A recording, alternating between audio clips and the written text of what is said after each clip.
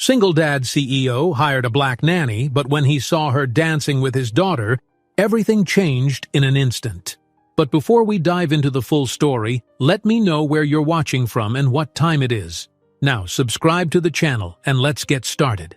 The high-rise building of Aurora Tech stood tall against the evening sky, a glimmering testament to modern architecture and relentless ambition. Its founder and CEO, Nicholas "Nick" Crawford, had poured years of sweat and drive into reaching the pinnacle of his industry. To the outside world, he was a confident entrepreneur who seemed to have it all: wealth, respect, and a towering office with sweeping views of the city. Yet behind that image of achievement lay a man quietly grappling with the toughest role of his life: being a single father. Nick's wife, Diana, had passed away 3 years prior in an accident that made international headlines, given her philanthropic work and the Crawfords' high-profile status. He'd lost not only his partner but also his source of unconditional emotional support. Ever since, he had done his best to raise their 6-year-old daughter, Lily, while ensuring Aurora Tech soared to new heights. But each day felt like a tightrope walk, balancing calls with investors and the nightly bedtime routine, drafting corporate strategies while helping Lily with her homework. His success in the boardroom only underscored how chaotic his personal life had become. On a crisp Monday morning, the first day of October, Nick was running late as usual. He juggled Lily's lunchbox, his cell phone, and a half-buttoned suit jacket, simultaneously fielding urgent texts from an investor in London. Lily, sensing his stress, stood silently by the breakfast counter, her expression a mixture of patience and sadness. She used to be vibrant and talkative, but since her mother's passing, her smiles had grown less frequent. Nick saw it in her eyes. She missed having someone who could give her warmth and attention without being perpetually distracted by work. That very morning, Nick's longtime housekeeper and part-time nanny, Mrs. Dawson, announced that she had to step away indefinitely to care for her ailing sister. Hearing the news, Nick felt his pulse quicken. Mrs. Dawson's presence had been his safety net. Though she was nearing her 70s and not as energetic as before, at least she had been consistent and devoted. With her departure, Nick felt a new urgency. He couldn't keep relying on chance or temporary staff to tend to Lily. He needed a professional nanny, someone young enough to keep up with Lily's playful energy, yet mature enough to manage discipline. Most of all, he needed someone who could connect with his daughter's shy heart. That evening, Nick scrolled through an online hiring platform specifically designed for domestic staffing. Dozens of profiles popped up: ex-teachers, caregivers with advanced certifications, and even nannies with foreign language skills. His eyes wandered over the credentials, but none struck him as unique, until he saw one name: Camilla Johnson. The profile photo showed a bright, smiling woman of 22, with kind eyes and a background in dance performance. Newly graduated, she had experience in children's theater programs and was seeking a live-in nanny position. She mentioned being comfortable traveling if required, fluent in French, and having a deep love for music. Nick hesitated. Her youth might be a concern, and the small detail that she was from a performing arts background. Did that translate to real childcare expertise? Still, something about her genuine smile tugged at him. He couldn't help reading the description once more. Specializes in creative play, using music and dance to help children express themselves. Experience volunteering in after-school arts programs, including with shy or grieving kids. Grieving kids. The phrase lingered in Nick's mind. Could that be a sign she might understand Lily's sadness? Nick decided to trust his intuition. He typed out a brief message to Camilla. "Hello, Camilla. My name is Nick Crawford, and I'm looking for a nanny for my 6-year-old daughter, Lily. Could we arrange an interview?" He pressed send and exhaled, the day's exhaustion settling into his bones. Before he could place the phone down, it vibrated. An immediate reply. She was available to meet the next day. When Camilla arrived at Nick's penthouse the following afternoon, She exuded a warm, approachable energy that surprised him. She wore a simple floral dress and carried a folder of references. Nick caught sight of her posture, poised almost like a dancer's stance, and he noticed how her eyes lit up when Lily peeked around the corner. Lily, clinging to the banister, gave Camilla a timid wave. Rather than stepping forward and making a fuss, Camilla sank down to Lily's eye level and said softly, "Hi, I'm Camilla. It's nice to meet you." It was a gentle invitation, asking permission to be a part of Lily's world. During the interview, Nick could sense Camilla's genuine love for working with kids. She shared anecdotes of teaching small dance workshops where insecure children blossomed after a few sessions. When Lily shyly admitted she liked drawing but worried her drawings weren't any good, Camilla asked if Lily might share one with her. Lily scampered off to retrieve a rough sketch of a princess wearing mismatched shoes. "I like how your princess is so confident," Camilla said. "I bet she could dance in those shoes and never trip." Lily gave a fleeting smile, something Nick hadn't seen in a while.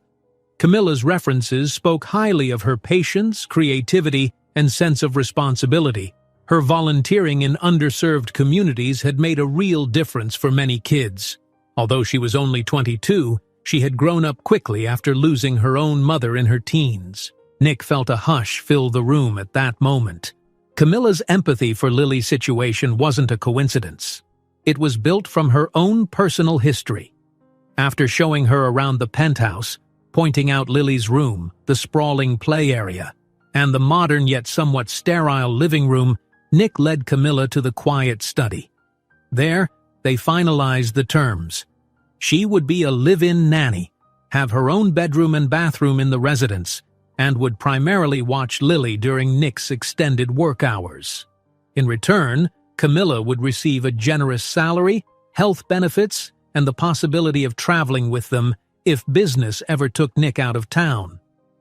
Camilla blinked in disbelief. "Mr. Crawford, I'm honored.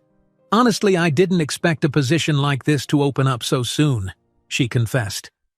Nick assured her that with his schedule he needed someone reliable right away. But inside, he felt the stirrings of doubt. Would a young woman fresh out of college handle the intensity of Lily's emotional needs? Could she deal with the silent heartbreak that still haunted his daughter at night? Yet, from that first day, Camilla proved her worth. In the mornings, Nick found Lily humming tunes Camilla taught her. At bedtime, instead of the usual tension, Lily seemed calmer. She'd tell Nick short stories about a dance they did in the living room, or about how Camilla found a clever way to make math homework feel fun. Nick recalled overhearing faint laughter drifting from Lily's room when Camilla recounted some silly theatrical memory. Laughter. It had been so long since Lily had truly laughed. The sound felt like an unexpected gift in a home that for the past 3 years was too silent, too weighed down by sorrow. But neither Nick nor Camilla could have guessed the quiet bond that would soon grow between them. It started with shared glances during meal preparation, each noticing how Lily beamed when they worked together to set the table. It continued late at night, when Nick, finishing a flurry of emails, would see Camilla guiding Lily through gentle stretches before bed. Music low, Lily's face peaceful, as if each movement was a step out of grief's shadow. Standing in the hallway, Nick felt something spark in his chest that he immediately tried to brush aside. This was a professional arrangement. He was Camilla's employer. He'd promised himself he'd never entangle Lily's life with any impulsive choices or risk confusion. Yet he couldn't deny that Camilla was bringing light to a place he'd long considered irreversibly dim. The first inkling that fate had a deeper plan arrived one afternoon when Nick came home earlier than usual. He stepped inside, loosened his tie, and followed the distant sound of music. Soft, melodic jazz emanated from the living room. There he saw Camilla, eyes closed, swaying gracefully across the polished floor as Lily tried her best to mimic each step. Lily giggled whenever she stumbled, and Camilla would patiently guide her small hands, helping her find her balance. The sunlight streaming through the tall windows seemed to spotlight the moment, as though capturing a fleeting instance of pure innocence and joy. Nick stood motionless, mesmerized. He noticed how Camilla's movements were effortlessly elegant, her expression radiating an almost maternal warmth for Lily. It was in that unguarded moment that he felt an inexplicable jolt to his heart, a realization that maybe this young nanny was not just a caretaker, but someone who had the power to change both their lives forever. He knew crossing professional boundaries was dangerous. He knew the press could twist any story about Aurora Tech's powerful CEO and a young nanny. But in that hush of the living room, as Lily laughed and Camilla's soft singing filled the space, Nick could no longer deny the depth of his emotions. He had already fallen for this kind-hearted dancer even before he was conscious of it, and their story was just beginning. The next morning, Nicholas Crawford awoke with a renewed sense of anticipation. His mind drifted back to that mesmerizing scene in the living room, Camilla and Lily dancing without a care in the world. It was a warmth he hadn't felt in ages, a promise of something deeper than the daily grind. Yet as soon as he reminded himself of the day's packed agenda, his excitement tangled with worry. He had conference calls with international clients, a product launch on the horizon, and an endless to-do list for Aurora Tech. Lingering thoughts about Camilla, about any possibility beyond their employer-employee relationship, made him feel disoriented. He was still a father first, and after Diana, he'd promised himself he'd never introduce confusion into Lily's life. He got out of bed and tiptoed down the hallway, pausing at Lily's door. It was early, but he could hear a gentle melody floating from inside. Someone was humming. He knocked softly and peeked in. Camilla sat on the edge of Lily's bed, reading a children's book aloud, her voice low and soothing. Lily's eyes were still half-lidded with sleep, but she looked content, nibbling on the corner of a blanket and listening intently. At the sight of Nick, Lily gave a tiny wave. "Morning," Camilla said with a smile, her hair gathered into a loose bun. "I thought I'd read her a quick story before breakfast. Hope that's okay?" Nick nodded, trying to steady his pulse. "Of course. Thank you." He knelt down to press a light kiss on Lily's forehead. "And how's my girl this morning?" Lily gave a sleepy shrug. "Camilla was telling me about the dancing fairies who wake up every sunrise."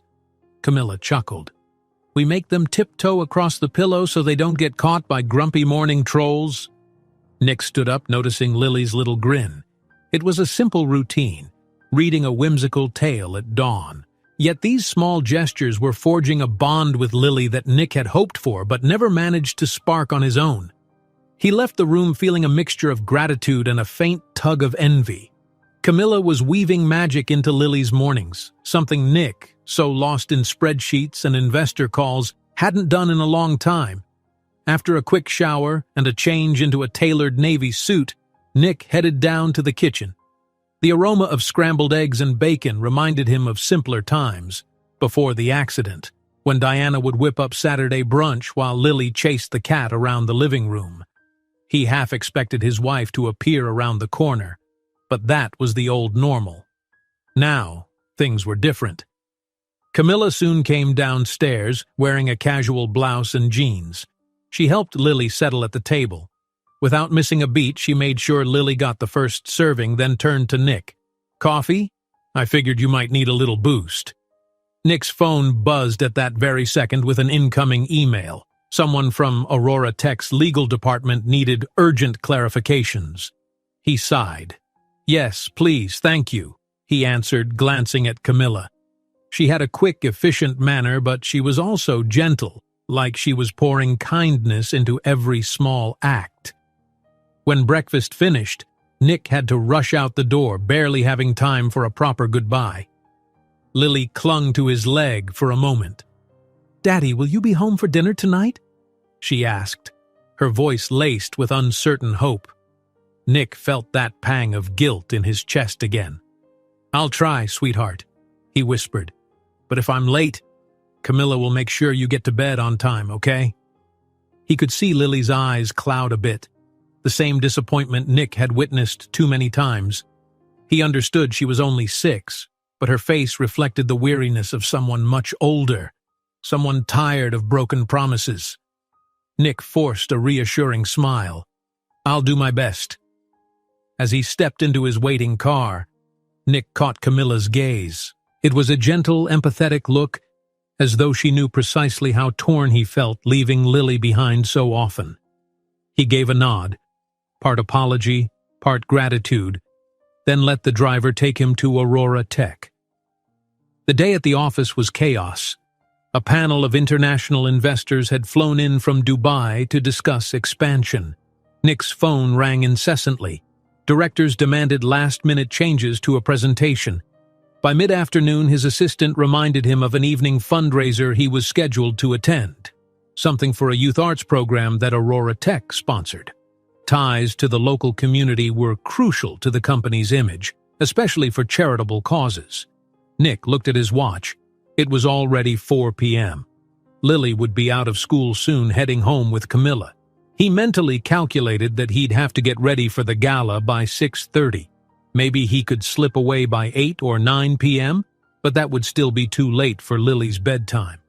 Sometime around 5:30, as Nick was wrapping up a meeting, his phone buzzed with a photo message.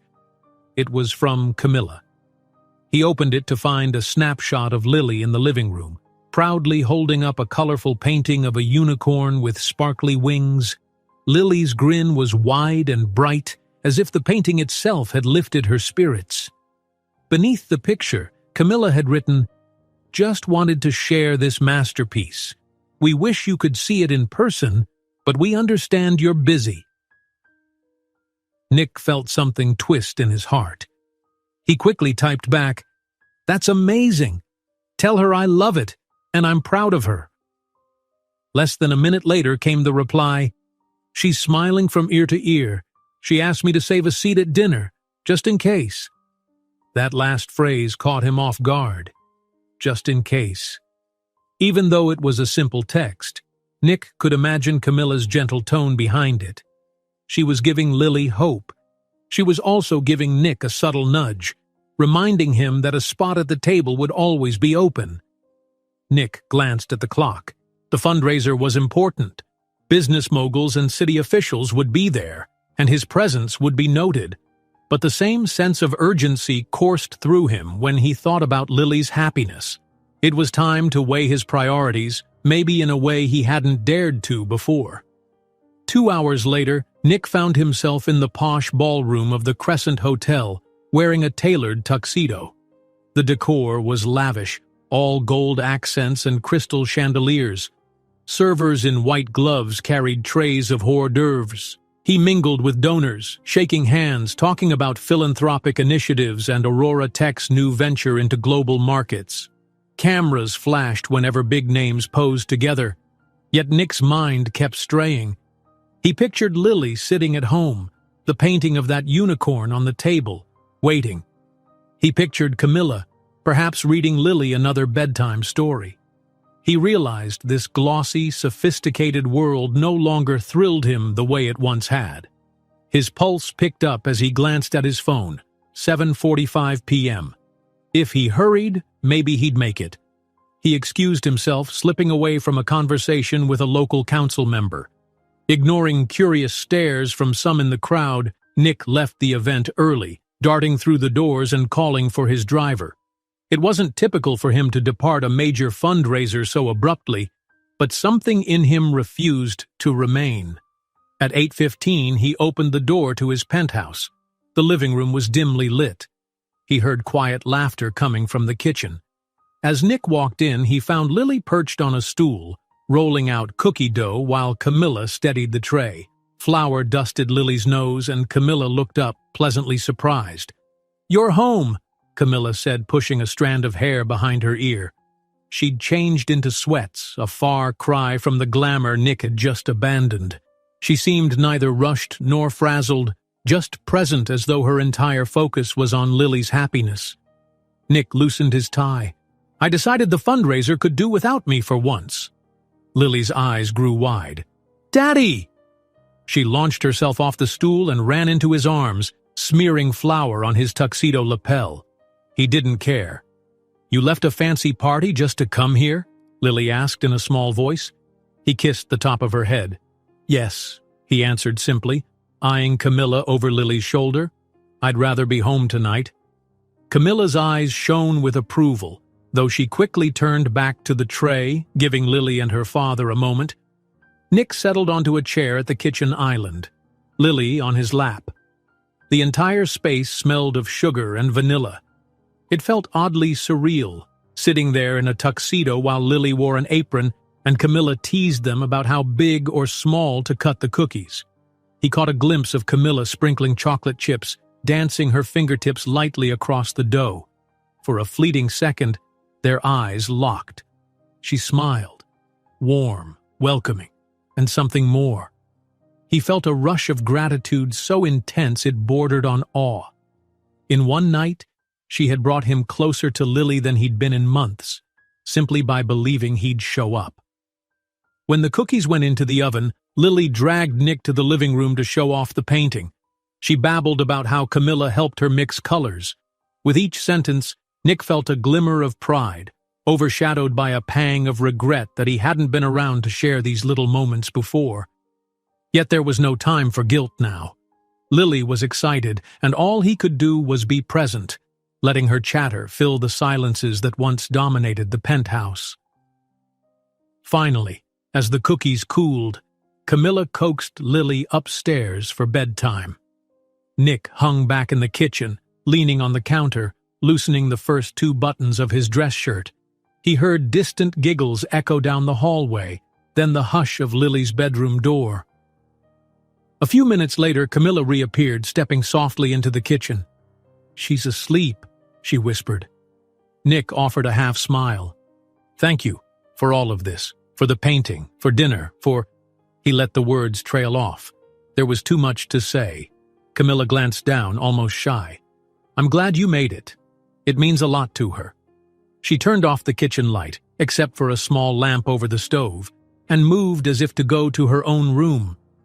"Camilla," Nick called, his voice catching. She paused, meeting his gaze in the soft glow. He searched for words, but nothing sounded right.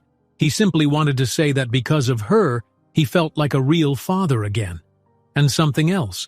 He felt alive, noticing the subtle tension each time they spoke. "Yes, Mr. Crawford," she said, polite but gentle, as if she too felt that shift in the air. Nick almost reached out, then caught himself. "It's nothing," he murmured, stepping back, remembering the invisible boundaries that separated them. "Good night?" Camilla nodded and disappeared down the hall. Nick stood there alone, the cooling rack of cookies untouched, the warm sugar scent lingering in the stillness. He rubbed a hand over his face, half frustrated by the tidal wave of emotion he couldn't articulate. Yet for all the complexity swirling in his mind, one simple truth remained. Tonight, Lily had looked the happiest he'd seen in years, and Camilla was the reason why. Morning light filtered through the penthouse's floor-to-ceiling windows as Camilla stood at the kitchen counter, carefully measuring flour into a mixing bowl. She was trying out a new muffin recipe. Blueberry lemon, she recalled from memory, hoping it might become one of Lily's new favorites. In her peripheral vision, she saw Lily step in, still wearing dinosaur-patterned pajamas, hair tousled from sleep. "Good morning," Camilla greeted softly. She gave Lily a welcoming smile, remembering how shy she'd been at first. Over the past few days, though, the girl had opened up in small, meaningful ways, asking Camilla for bedtime stories, offering a cautious hug before bed. Each sign of Lily's trust felt like a gift Camilla carried in her heart. "Morning," Lily answered, rubbing her eye. "Are those muffins?" Camilla nodded. "They'll be ready soon. Want to help me add the blueberries?" Lily bobbed her head in agreement, coming to stand on a stepping stool by the counter. She reached for the plastic container of fresh berries, carefully dropping them into the batter. Between small handfuls, she glanced toward the hallway, where Nick's office door was closed. He'd awakened even earlier than usual, immediately diving into conference calls.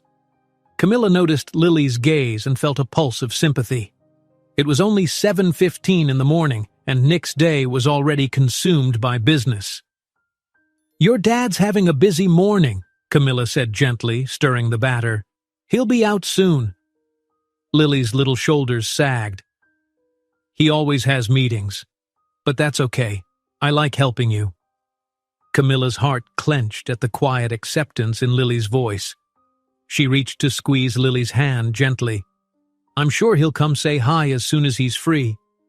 Sure enough, the moment the oven timer dinged, Nick appeared, phone in hand, tie slightly askew.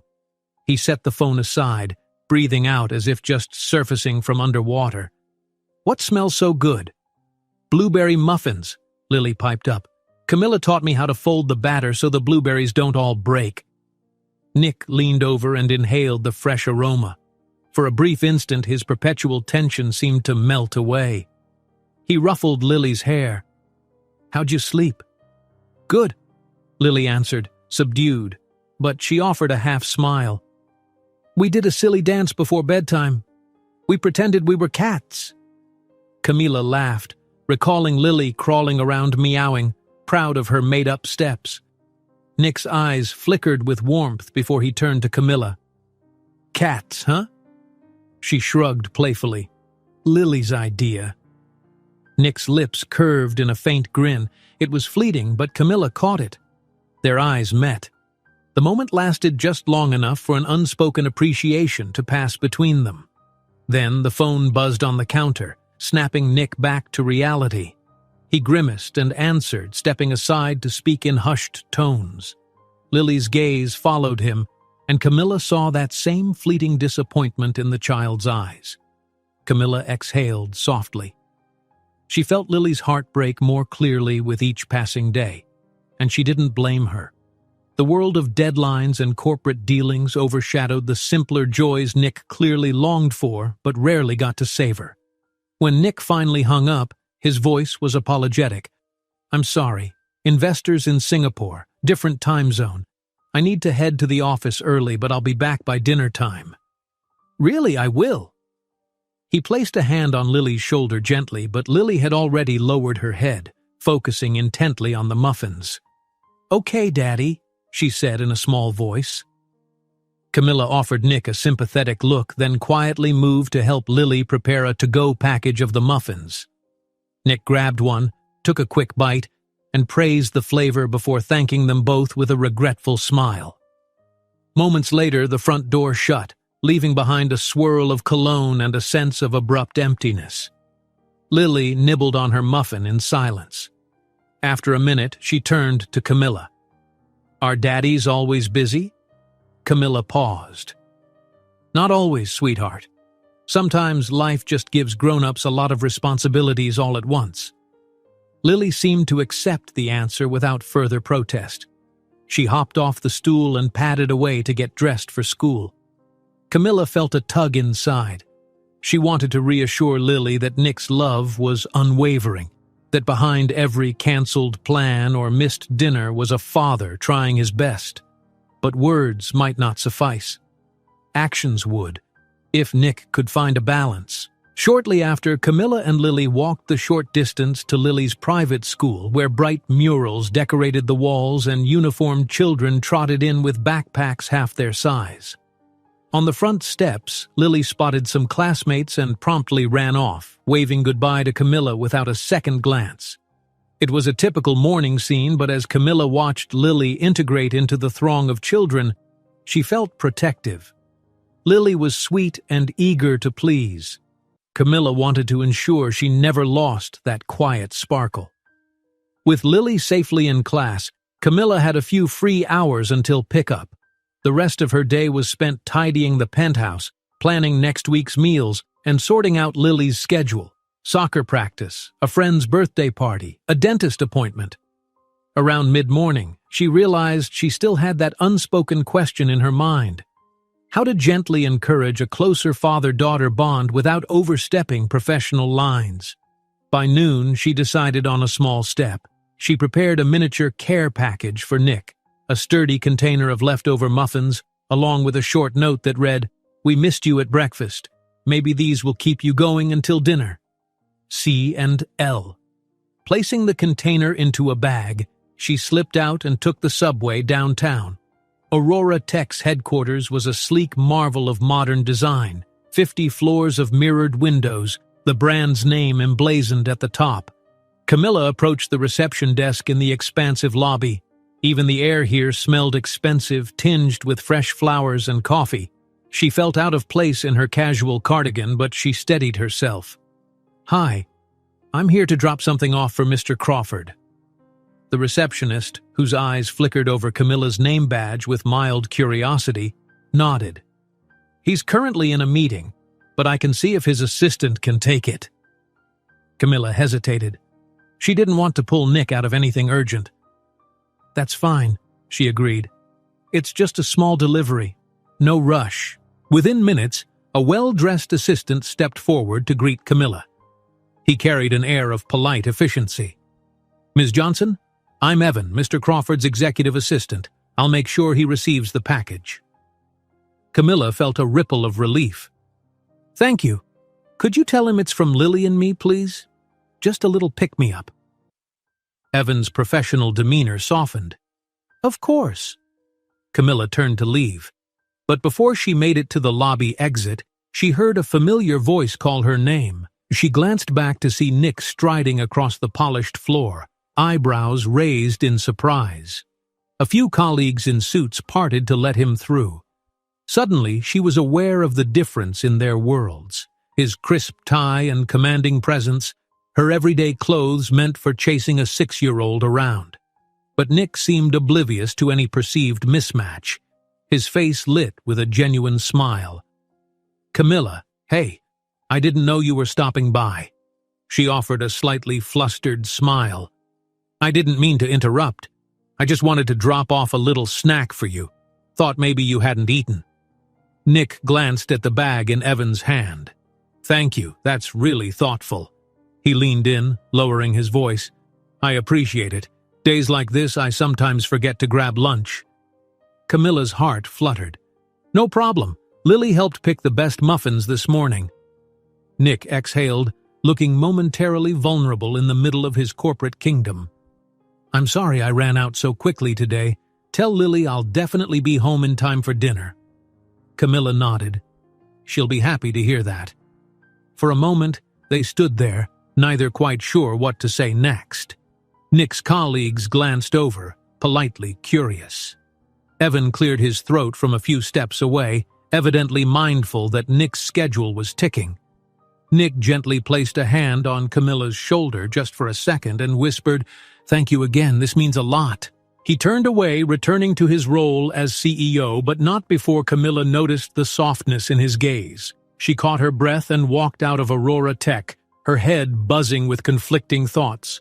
She was simply the nanny bringing muffins. Yet his expression had said so much more. That evening, true to his word, Nick arrived home by 7. Camilla was sautéing vegetables while Lily arranged silverware. She looked up in delight when she heard the door. "Daddy, you made it!" Nick stooped to gather Lily in his arms, his relief palpable. "I did." His eyes flickered toward Camilla, who stood by the stove trying to focus on dinner but clearly aware of his presence. "Smells great," he remarked, stepping closer. She smiled, stirring the pan. Dinner passed more like a family meal than a business-laden affair. They laughed about Lily's stories from school. Apparently, she was invited to a friend's pizza party on Friday. Nick promised to drive her there himself. Camilla teased Nick about how he'd likely end up wearing more pizza sauce than Lily. The entire exchange felt seamless, easy, as if they'd been doing this for months. After dinner, Lily ran off to color in the living room and Camilla collected the plates. But Nick gently took the plates from her hands. "Let me handle the cleanup tonight," he said. "You cooked." She paused, noticing the sincerity in his eyes. There was no trace of the aloof CEO, no abruptness, just Nick wanting to do something small and ordinary that somehow carried weight in their dynamic. It was a quiet attempt to balance their worlds. She let him have the plates, murmuring thanks before she went to check on Lily. Yet even as she stepped away, she felt Nick's gaze lingering. The evening had a warmth she couldn't name. Somewhere behind that fleeting sense of closeness, a small voice warned her not to get too comfortable. He was her employer, after all, a man still grieving, juggling fatherhood and corporate success. She was the caregiver, not a partner or anything more. But the heart has a way of ignoring logic, especially when faced with honest smiles and a child's laughter weaving them closer. Later that night, as Lily slept soundly and Camilla folded laundry in the hallway, she heard Nick's footsteps approach. He hesitated, the half-folded towels a barrier between them. "Thank you for dinner, and for stopping by the office with those muffins. It was a bright spot in my day." Camilla felt her cheeks warm. "I'm glad it helped." They stood in silence for a moment. There was so much left unspoken. Lily's sadness, Nick's guilt, the gentle current that drew them together. He eventually gave a polite nod and turned toward his bedroom. As he walked away, Camilla watched him go, a quiet longing tugging at her chest. She reminded herself, some lines weren't meant to be crossed. But every day, that line felt hazier, and each shared meal, each silly story, each small kindness, those moments were building a bridge between their hearts, whether they admitted it or not. Another crisp sunrise found Camilla quietly setting up Lily's backpack by the front door. Each day seemed to unfold with a certain routine now, preparing lunch, making sure Lily's homework was neatly packed, planning dinner. Yet beneath the comfort of these daily rhythms, a more complex undercurrent flowed, an awareness between Nick and Camilla that neither openly acknowledged, but both unmistakably felt. Down the hall, Lily's bedroom door was half open. The sound of a cartoon show drifted out, and Camilla could hear Lily humming along to a jingle. Smiling to herself, she walked over and poked her head in. Lily, hair braided in two neat plaits, jumped up from the rug. "Are we leaving soon?" Lily asked, eyes bright. She had that curious mix of anxiousness and excitement children often carry about their day. "In a few minutes," Camilla replied. "Go ahead and put your shoes on, we don't want to be late." Lily nodded and hurried out. Camilla took the opportunity to glance around the room. On Lily's nightstand was a framed photo of Nick and Diana, the wife he'd lost 3 years earlier. Camilla had only ever seen a few pictures of Diana around the penthouse, but this particular photo always caught her eye. A radiant woman in a summer dress, smiling as if the world was full of possibility. Sometimes Camilla wondered if Diana's spirit lingered, if she hovered protectively, ensuring Lily's new nanny handled her precious daughter with care. Tearing herself from that line of thought, Camilla straightened Lily's bedsheets one last time. The day's to-do list buzzed in her mind. Lily's soccer practice after school, picking up groceries for the weekend, maybe tackling the messy supply cupboard next to the laundry room. And, as always, she felt the subtle pull of waiting for Nick's next phone call, next text message, next arrival through the door. She found Lily at the entryway, meticulously tying her shoelaces. "Okay, kiddo, let's head out." They reached the elevator just as Nick stepped out of it. He was holding a bundle of folded newspapers under one arm, phone in hand. Lily beamed, trotting over to greet him. Camilla noticed that Nick's usual tension seemed dialed to a new level. He barely had one foot off the elevator before the phone rang again. "Sorry," he muttered to Lily, offering a quick hug. Then, glancing at Camilla, "I've been up since 5 a.m. dealing with some overseas negotiations." Camilla's gaze flicked to the lines of fatigue etched under his eyes. "Everything okay?" Nick exhaled. "We're in the middle of merging with a smaller tech firm. The CEO is being, let's just say, complicated." He forced a weary smile. "But go on, don't let me hold you two up. Lily, I'll see you later tonight." Lily, adjusting her backpack straps, looked disappointed that their interaction was so brief. "Will you pick me up from soccer?" Nick hesitated. "I'll try. But if I can't, Camilla will bring you home. We'll do something special this weekend, promise." The promise didn't seem to reassure Lily entirely, but she nodded, accepting another quick hug before stepping into the elevator. Camilla offered Nick a small wave, receiving a grateful nod in return. Just like that, the doors slid shut, and he was gone again. On the ride down, Lily stared at the polished walls. "He's always busy," she mumbled, almost to herself. Camilla placed a comforting hand on Lily's shoulder. "He has a lot of responsibilities, but he loves you." Lily said nothing, but her expression softened. Moments later, they stepped onto the busy city sidewalk, merging with the flow of morning commuters.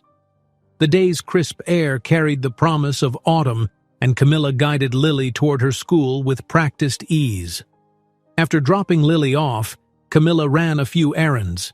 At the grocery store, she carefully selected fresh produce, recalling Lily's newfound fondness for carrots, thanks to one of Camilla's bunny hop dinnertime games.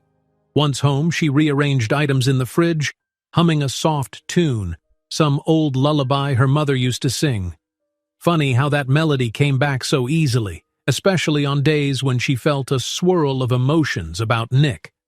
By mid-afternoon, Camilla decided she'd attempt something fun for dinner: homemade pizza, letting Lily shape her own dough. She glanced at the clock. It was almost time to pick Lily up for soccer.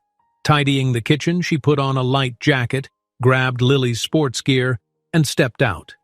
The soccer field was a lively sprawl of kids in bright jerseys, parents cheering from the sidelines. Lily dashed over to join her team, shooting Camilla a quick wave. Camilla found a spot among other parents, some glued to their phones, others engrossed in conversation. For half an hour, she watched Lily run up and down the field, chasing the ball with fierce determination, each time glancing back as though hoping to see if Nick had arrived.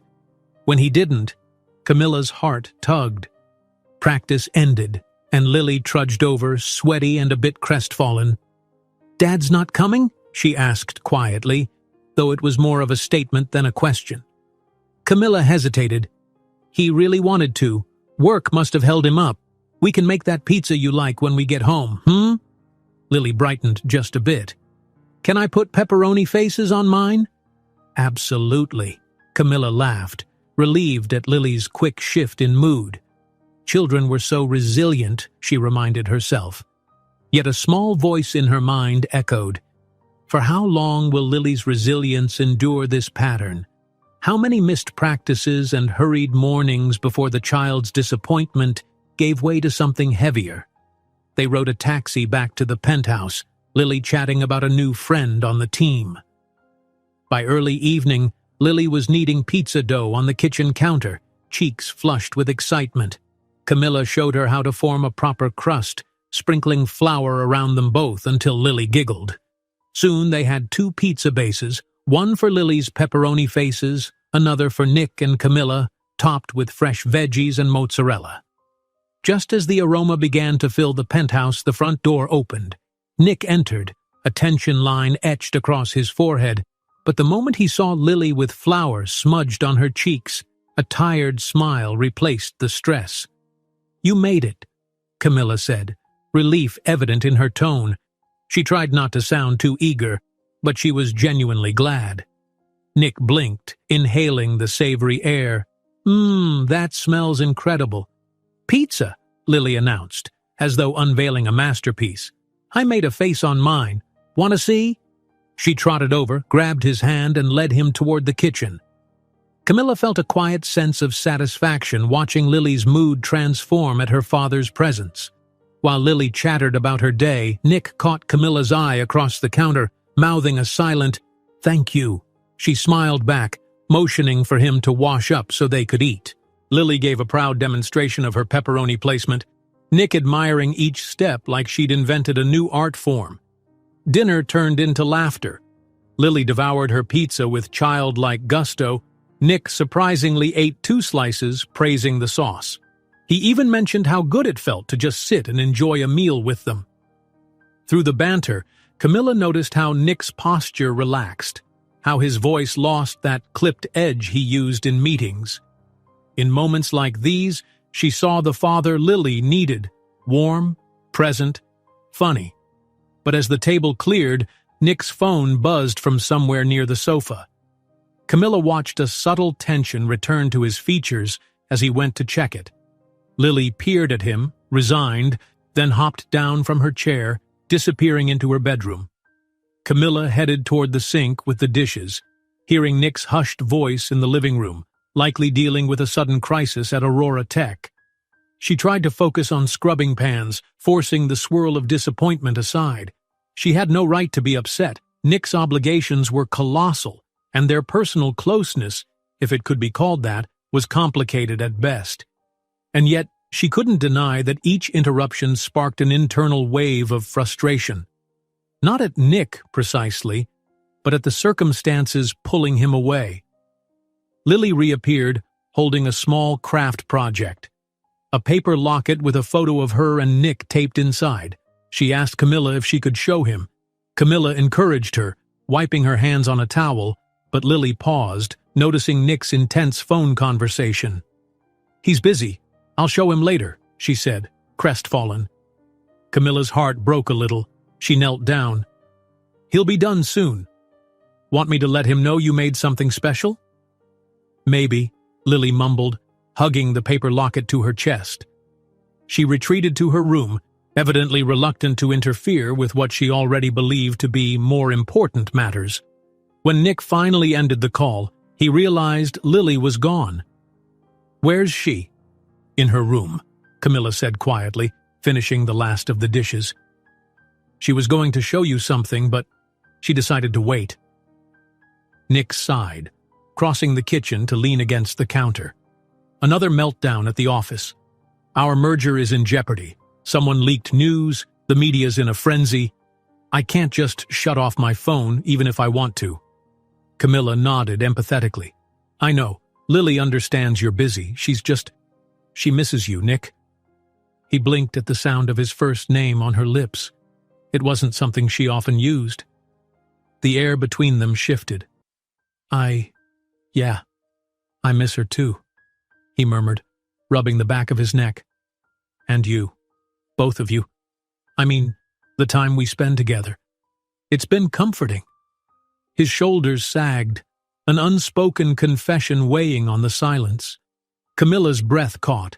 She wanted to reach out, but her heart warned caution. He was her boss, still grappling with grief, fatherhood, and an empire to run. "You're doing your best," she said softly, wishing it felt more reassuring. "Lily can see that. Maybe we just find small ways for you two to connect, like scheduling father-daughter time, even if it's short." He considered it, nodding slowly. "That's a good idea. Let me handle a few urgent calls, then I'll go to Lily." Camilla offered a gentle smile. "She'll be happy." Nick walked away, phone already ringing again. As his footsteps faded, she exhaled, recalling the flicker of vulnerability in his gaze moments ago.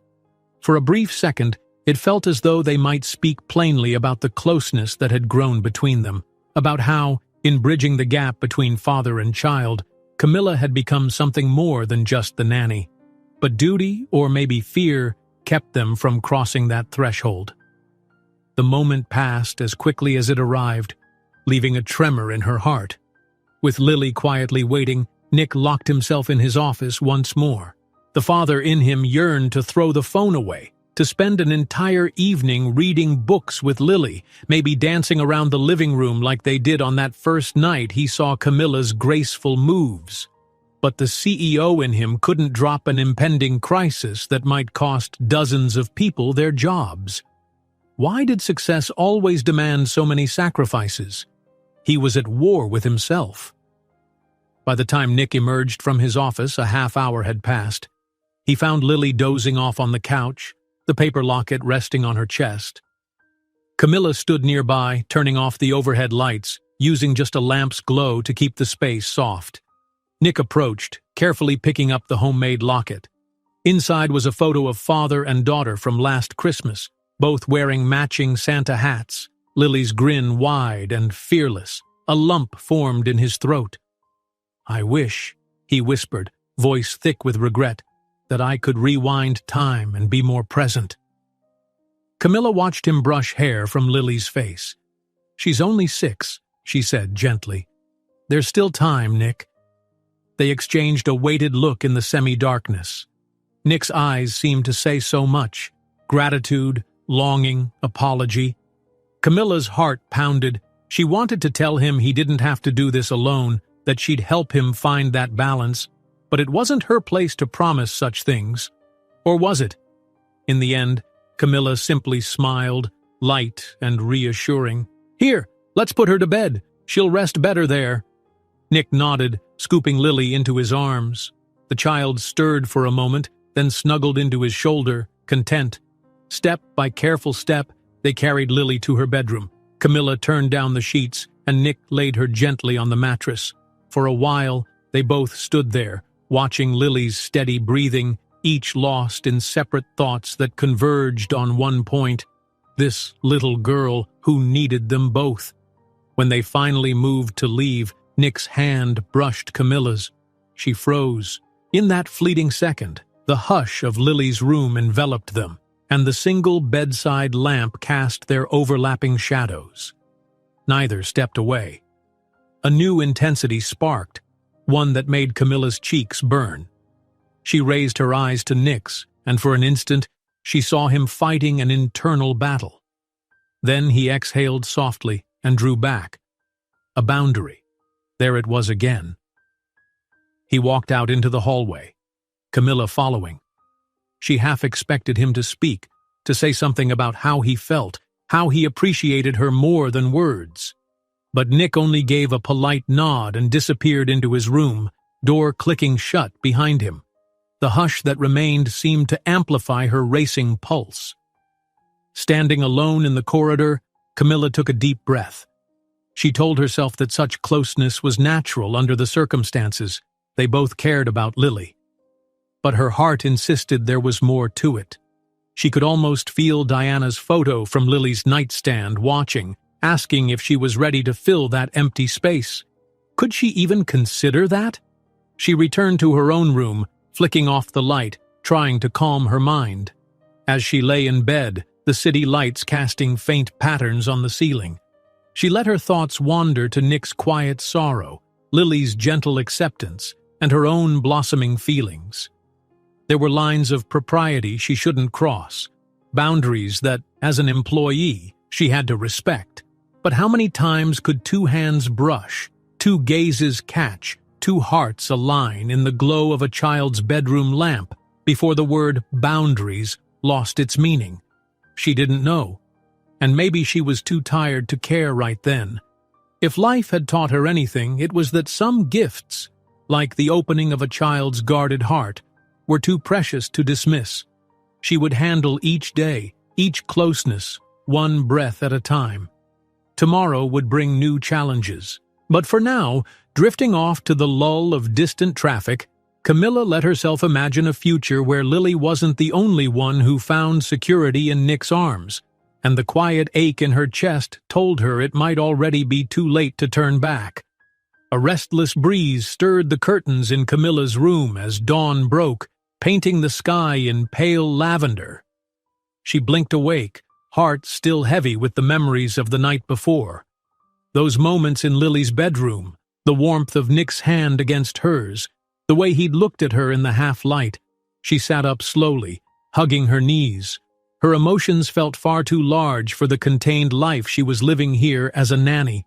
She gave herself a moment, just one, to exhale the tension and reconcile what was happening in her heart.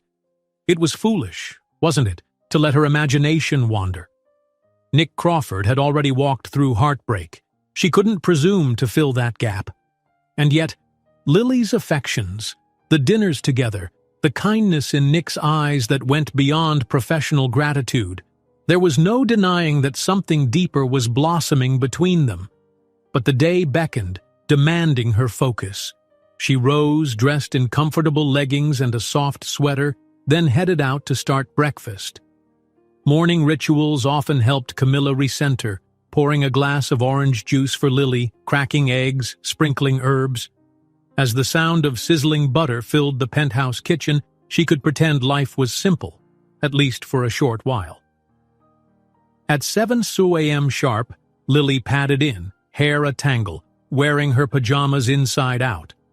Camilla giggled. "Guess you were extra sleepy last night, little one." "Didn't realize," Lily mumbled, rubbing her eyes.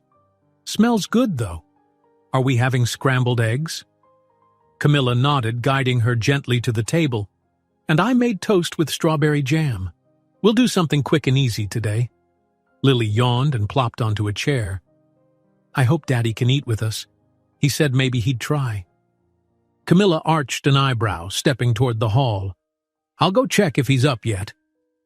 She made her way to Nick's bedroom door, which was slightly ajar. Light seeped out, and she heard him moving around. She knocked softly. "Nick, breakfast is ready. Lily was wondering if you'd join us." He opened the door, shirt partially unbuttoned, tie draped over a chair. He looked like he'd already been through half a day's worth of stress, face drawn. "Hey," he greeted in a rough voice, glancing at the clock on his nightstand. "I have a conference call in 15 minutes, so I probably can at least grab a plate," Camilla finished gently. She gazed at him, noticing shadows under his eyes. "You didn't sleep much, did you?" He pinched the bridge of his nose. "Maybe 4 hours? Investor panic in Asia? Time zones?" he added in a weary tone. Then, as if remembering the father he aimed to be, he sighed. "But yeah, I can eat something quickly. Thank you." They walked to the kitchen, where Lily brightened at the sight of him. Her grin was luminous. Nick sat down, and Camilla placed a small plate of eggs and toast in front of him. While Lily chattered about her upcoming art project at school, Nick did his best to focus. Camilla refilled his coffee mug, resisting the urge to brush back the unruly lock of hair falling across his forehead. Though Nick's phone vibrated twice, he silenced it without answering. It was a small victory, one that didn't go unnoticed by Lily, who gave a tiny, grateful nod as she chewed her toast. Camilla caught that exchange and felt an unspoken warmth. In these modest, precious intervals, Lily saw that her father was making an effort. But as soon as breakfast ended, Nick pressed a hurried kiss to Lily's cheek and rushed off to log in for the conference call. Lily's shoulders slumped slightly, but she tried to hide it by pushing her plate aside. "I'm done," she announced quietly. Camilla walked Lily to school soon after. On the way, Lily slipped her hand into Camilla's, leaning close as they crossed a busy street. "I hope Daddy's call goes well," she said. "Then maybe he won't be so sad." Camilla gave the small hand a squeeze, tears pricking at the corners of her eyes. "He's doing his best, Lily, and he's so proud of you. Don't ever forget that." By midday, Camilla was back at the penthouse, tidying up the remnants of breakfast, sorting laundry, and reviewing Lily's schedule. The phone on the kitchen counter buzzed. She assumed it was Nick, but upon checking, she saw a text from a number she didn't immediately recognize. "Hey Camilla, it's Becca, your friend from the dance program. Are you free this weekend? I'll be in town." Camilla's heart lifted at the name. Becca was an old friend from dance school days, a spirited confidant who'd known Camilla before she ever set foot in the Crawfords' world. She hesitated, uncertain if she could spare time off. But the notion of reconnecting with someone from her past gave her a surge of excitement. She typed a quick reply. "Yes, would love to catch up. I'll check my schedule, but definitely want to see you." She'd been so immersed in Lily's routine, and, if she was honest, in Nick's orbit, that she barely had time for personal breaks. Maybe seeing Becca would remind her who she was outside this penthouse, someone who once dreamed of joining a small dance company, traveling the world. Camilla read the text again, a flutter of anticipation replacing her usual day-to-day tasks. Late afternoon rolled around, and it was time to pick Lily up from school. When they returned, the doorman announced Nick was still out, not expected until dinner time. Lily offered a resigned nod, then trudged up to change into comfy clothes for the evening. Camilla followed, deciding to turn the post-homework lull into something fun. "How about a little dance session before dinner?" she proposed, meeting Lily in the living room. "We can pick a song and just let ourselves be silly." Lily perked up. "I'm in!" She scrambled for the remote and found a playlist of children's tunes. As a bouncy, upbeat track began, Camilla led Lily through simple steps, spinning, hopping, snapping their fingers. The laughter that erupted from Lily was so pure that Camilla momentarily forgot her own conflicted heart. In that moment, they were just two people dancing like nobody was watching. Yet as they twirled, someone was watching. Nick. He'd come in quietly, carrying his briefcase, and stood near the entry, transfixed by the impromptu living room performance. Lily noticed him first. "Daddy!" She rushed forward, breathless and beaming. "We're dancing. Want to join?" Nick's expression teetered between amusement and vulnerability. His tie was slightly undone, face marked with fatigue. But Lily's invitation was irresistible. He set the briefcase aside and stepped forward, offering his hand. Lily grabbed one side, Camilla the other. Together, they formed a circle and moved to the music, the penthouse filled with giggles. For a fleeting second, it looked and felt like an unbroken family. No sorrow, no pressures, just joy. After a minute, the track ended. Camilla, slightly breathless, wondered if her cheeks were flushed from dancing or from how Nick's hand felt intertwined with hers. She sensed him noticing too. But they separated, each stepping back to give Lily the spotlight. She was about to cue another song when Nick's phone rang. One glance at the screen, and that tension reappeared. "Go ahead, Daddy," Lily said with surprising maturity, stepping aside so he could answer. Camilla watched him walk off to the corner, phone to his ear. Lily glanced up at her, a little shrug. "He tried, right?" Camilla crouched to Lily's level. "He did, and I think he'll try again. He loves you, Lily." The child nodded. "I know, I wish his phone didn't ring all the time." Camilla had no easy answer. She ruffled Lily's hair. "We'll keep dancing anyway." Nick finished the call sooner than usual, returning with an apologetic smile. "Sorry about that. Crisis averted. For now."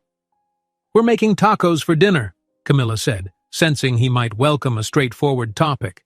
"Unless you prefer something else." "Tacos sound perfect," he replied. "I'll help. I'm feeling domestic tonight." So, the three of them ended up in the kitchen, slicing vegetables, grating cheese, browning meat. Nick teased Lily about her generous sprinkling of chili powder, while Lily insisted she was aiming for a spicy surprise.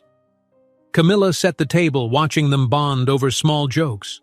She realized with a tug of gratitude how far Lily and Nick had come since the day she arrived. Dinner was a lively affair. They laughed about Lily's day at school. Nick regaled them with an anecdote about a clumsy intern at Aurora Tech, and Camilla shared a silly story about a dance rehearsal gone wrong from her past. Eventually, Lily excused herself to the living room to finish a homework assignment, leaving Nick and Camilla lingering over the last bites of guacamole.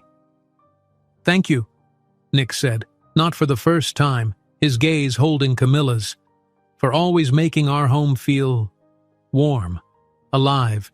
It's something we haven't had in a while." She fiddled with her napkin. "It's my job, of course, but I genuinely enjoy it here. Lily's a sweetheart." She hesitated, scanning his face. "And you're not so bad yourself." A ghost of a smile played on his lips. "Am I allowed to say likewise, that I appreciate you more than just as an employee?" Camilla's heart pounded. She swallowed. "Nick!" He set his fork down and drew in a breath, seemingly grappling with words. "I don't want to overstep, but I can't pretend I don't notice how things have changed in the penthouse. You've brought something special." The sincerity in his eyes was undeniable. And not just for Lily, for me. Her pulse rushed in her ears. There it was, the moment she'd subconsciously both feared and yearned for. She paused, feeling the gravity of his admission. "I feel it too," she finally managed. "But I worry about Lily, about crossing lines, about what people might think. Nick's face flickered with conflict. I know. There's no script for how to navigate this. You're my employee, I'm Lily's father, and there's Diana's memory always with us. He pressed a hand to his temple. But the more time I spend with you, the more I care. It's hard to ignore. Camilla looked down at her hands. I understand. I care too. But if we rush this, if it's mishandled, it could hurt Lily, or complicate your life, and mine. Silence hung between them, heavy with possibility and apprehension. Finally, Nick exhaled, reaching to gently cover Camilla's hand with his own. She didn't pull away. Let's be cautious then, he said softly. Step by step. We both care about Lily first. We won't do anything that confuses her or jeopardizes this sense of safety. A wave of relief and longing washed through Camilla. She squeezed his hand back. Yes, step by step. In the background, Lily's pencil scratched on paper, oblivious to the quiet promise being forged at the dinner table. Camilla wondered if they could maintain this delicate dance, a secret understanding that might one day blossom into love, balanced against their responsibilities to a child who'd already lost so much. They cleared plates side by side, hearts pounding. Neither spoke of the future, only of the caution they'd exercise. But their eyes held a new tenderness. When Lily asked for help on a math problem, they both rushed to her side, smiling sheepishly when they realized they'd arrived at once. Later that night, after Lily was tucked in, Nick retreated to his office for a final round of emails. Before heading to bed, Camilla passed by that doorway. She found him at his desk, tie undone, scrolling through a barrage of messages. Sensing her presence, he looked up. For a moment they shared a gentle, silent conversation across the dimly lit space. He lifted a tired hand in greeting. She mirrored the gesture, a soft smile on her lips, before continuing to her room.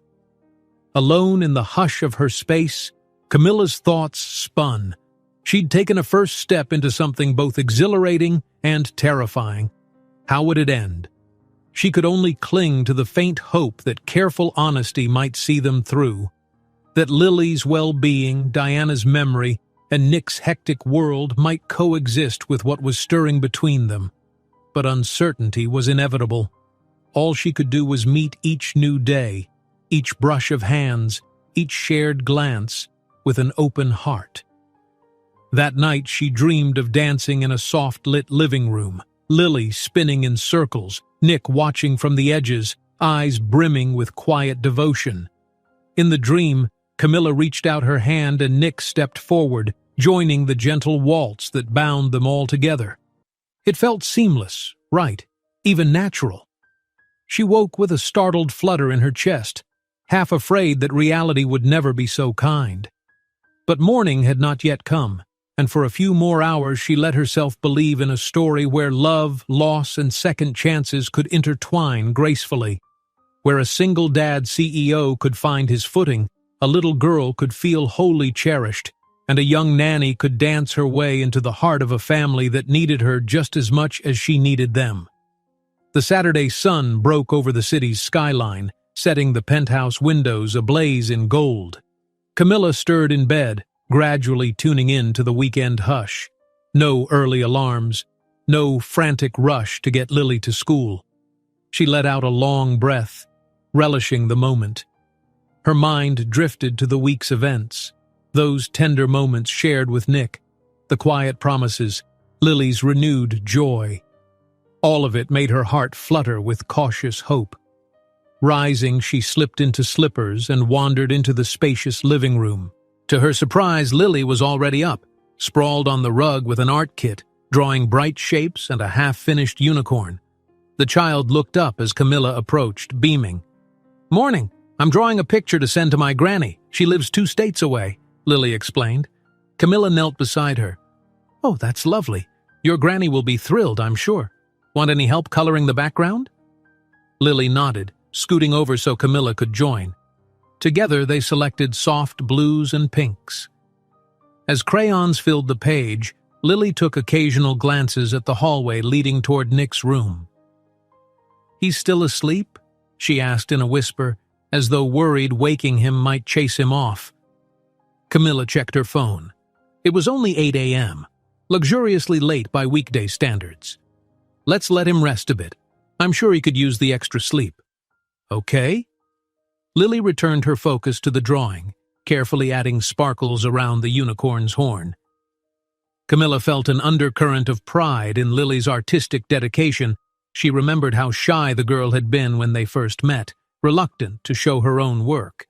Now here she was, confidently coloring scenes to share with distant relatives. Perhaps it was just a small step, but to Camilla, it signified growth in Lily's spirit, like a flower unfurling in spring. After another 15 minutes of quiet coloring, Camilla rose, stretching. "I'll go start breakfast. Any requests?" "Pancakes," Lily piped up. "With chocolate chips?" "Sounds like a plan." As Camilla prepared batter in the kitchen, she replayed the vow she and Nick had made. To move carefully, step by step, acknowledging their growing closeness without rushing into anything that could confuse Lily or overshadow the household's equilibrium. A gentle flutter stirred in her stomach. She tried to keep her excitement in check, reminding herself of the delicate boundaries they were navigating. Just as the first batch of pancakes sizzled on the griddle, Nick emerged, hair tousled, wearing a casual t-shirt and drawstring pants, worlds away from his usual crisp suits. He appeared younger, more relaxed. Spotting Lily on the floor finishing her drawing, he walked over, ruffled her braids affectionately, then lifted his gaze to Camilla. "Morning," he said, his voice still rough with sleep. "Morning," Camilla replied, turning a pancake with a spatula. "Hope you're hungry." His eyes flicked to the stove, a smile forming. "Starving. It smells incredible." She couldn't help returning his smile. "Chocolate chip pancakes, courtesy of Lily's request." From her spot on the rug, Lily grinned. "You can have some of mine, Daddy. I might have made too many chocolate chips swirl in there." Nick gave a playful mock gasp. "Too many chocolate chips? That's not possible." He crossed the living room to sit at the kitchen table. The gentle banter among them felt comfortable, almost like they'd been a family for far longer than a few months. Before long, the table was set with plates of fluffy pancakes, fresh fruit, and a pitcher of orange juice. Nick reached for Lily's plate, adding a swirl of whipped cream on top. Camilla took her seat. For a brief moment, she hesitated. Memories of her own childhood rushing in. The modest kitchen, her mother's laughter, her father's affectionate scolding about too much sugar. Those days were gone, but she felt a reminiscent warmth now, living a new chapter in the Crawford home. "So," Nick began, looking between Camilla and Lily, "what's the plan for this fine Saturday? Anything special you'd like to do, Lily?" Lily bounced in her chair, sending a chocolate chip tumbling onto the table. "Camilla said we might do something outdoors if it's not too cold. Maybe the park? I want to feed ducks. And then maybe watch a movie later." Nick glanced at Camilla. "Sounds like a good day. I have some errands, but I could move them around. I'd love to join you two at the park, if that's okay." He directed the last part to Camilla, eyebrows raised slightly. Camilla set down her fork, trying to appear at ease despite her quickening pulse. "Of course, we'd love for you to come." Lily giggled, already envisioning the ducks. Yes, Daddy, you have to see them. They're so funny when they waddle around." Nick laughed, wiping syrup from Lily's chin. "Then it's a date," he said, the simple word date sending a subtle tremor through Camilla's chest. In a single breath, he added, a family outing, right?" Her lips curved in a faint smile. "Right." By late morning, they found themselves strolling through a sprawling city park. Amber leaves carpeted the pathways, marking the arrival of fall. Lily ran ahead, skipping over piles of foliage, plastic bag of breadcrumbs in hand, determined to find the pond. Nick and Camilla followed at a leisurely pace, occasionally exchanging soft glances that spoke volumes more than their polite conversation. Eventually, Lily located her target, a small lagoon teeming with ducks. She trotted to the water's edge, tossing crumbs. The ducks quacked, diving in for the treat. Nick and Camilla stood behind her side by side, the crisp breeze tugging at their jackets.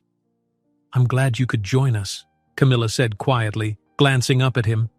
He inhaled, letting the morning air calm his mind. "Me too. Feels good to slow down and just be here." She nodded, warm satisfaction flooding her chest. Lily's laughter as a duck nipped at a floating crumb was like music. A few passers-by paused to watch the scene, some smiling at Lily's unrestrained delight. Nick lowered his voice. "You have a way of making ordinary moments special. I want you to know that." Camilla's cheeks warmed. "I'm just being me, but thank you. I appreciate that." He reached for her hand, then seemed to remember Lily or passers-by might notice. Instead, he gave a nearly imperceptible brush of his fingers against hers and then slipped them into his coat pockets. The subtlety of it tugged at Camilla's heart. Neither of them wanted to jeopardize Lily's sense of stability by being too open about their unspoken closeness. Not yet. After the ducks were thoroughly fed, Lily sprinted off to a nearby playground, squealing when she spotted the tall slide. Nick and Camilla trailed behind, watching her attempt the monkey bars. The child's unbridled joy was contagious, and soon Nick was guiding Lily through each bar, cautioning her not to let go. Camilla captured the moment on her phone, snapping a series of playful shots. "That might be my new favorite photo," she admitted, showing Nick the picture of him holding Lily by the waist, mid-laugh. "She looks so happy."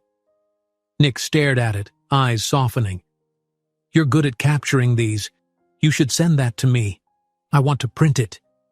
Camilla promised she would. For a second, she imagined how that photo might end up framed somewhere in the penthouse, a testament to how far Lily and Nick had come since Diana's passing. She swallowed the surge of emotion. They spent a good hour at the playground before heading to a small cafe near the park's entrance. Tucked into a corner booth, Lily sipped hot chocolate, swirling whipped cream with her spoon, while Nick and Camilla enjoyed cappuccinos. Sunlight filtered in through large glass windows, highlighting the swirl of steam off their cups. "This is nice," Lily said dreamily, leaning against Nick's arm. "Mommy and I used to come here, but we never sat in this booth. We usually sat over there by the pastry case." Camilla's gaze flicked to Nick, concerned about how Lily's mention of her mom might affect him. But Nick simply nodded, a soft sadness in his expression.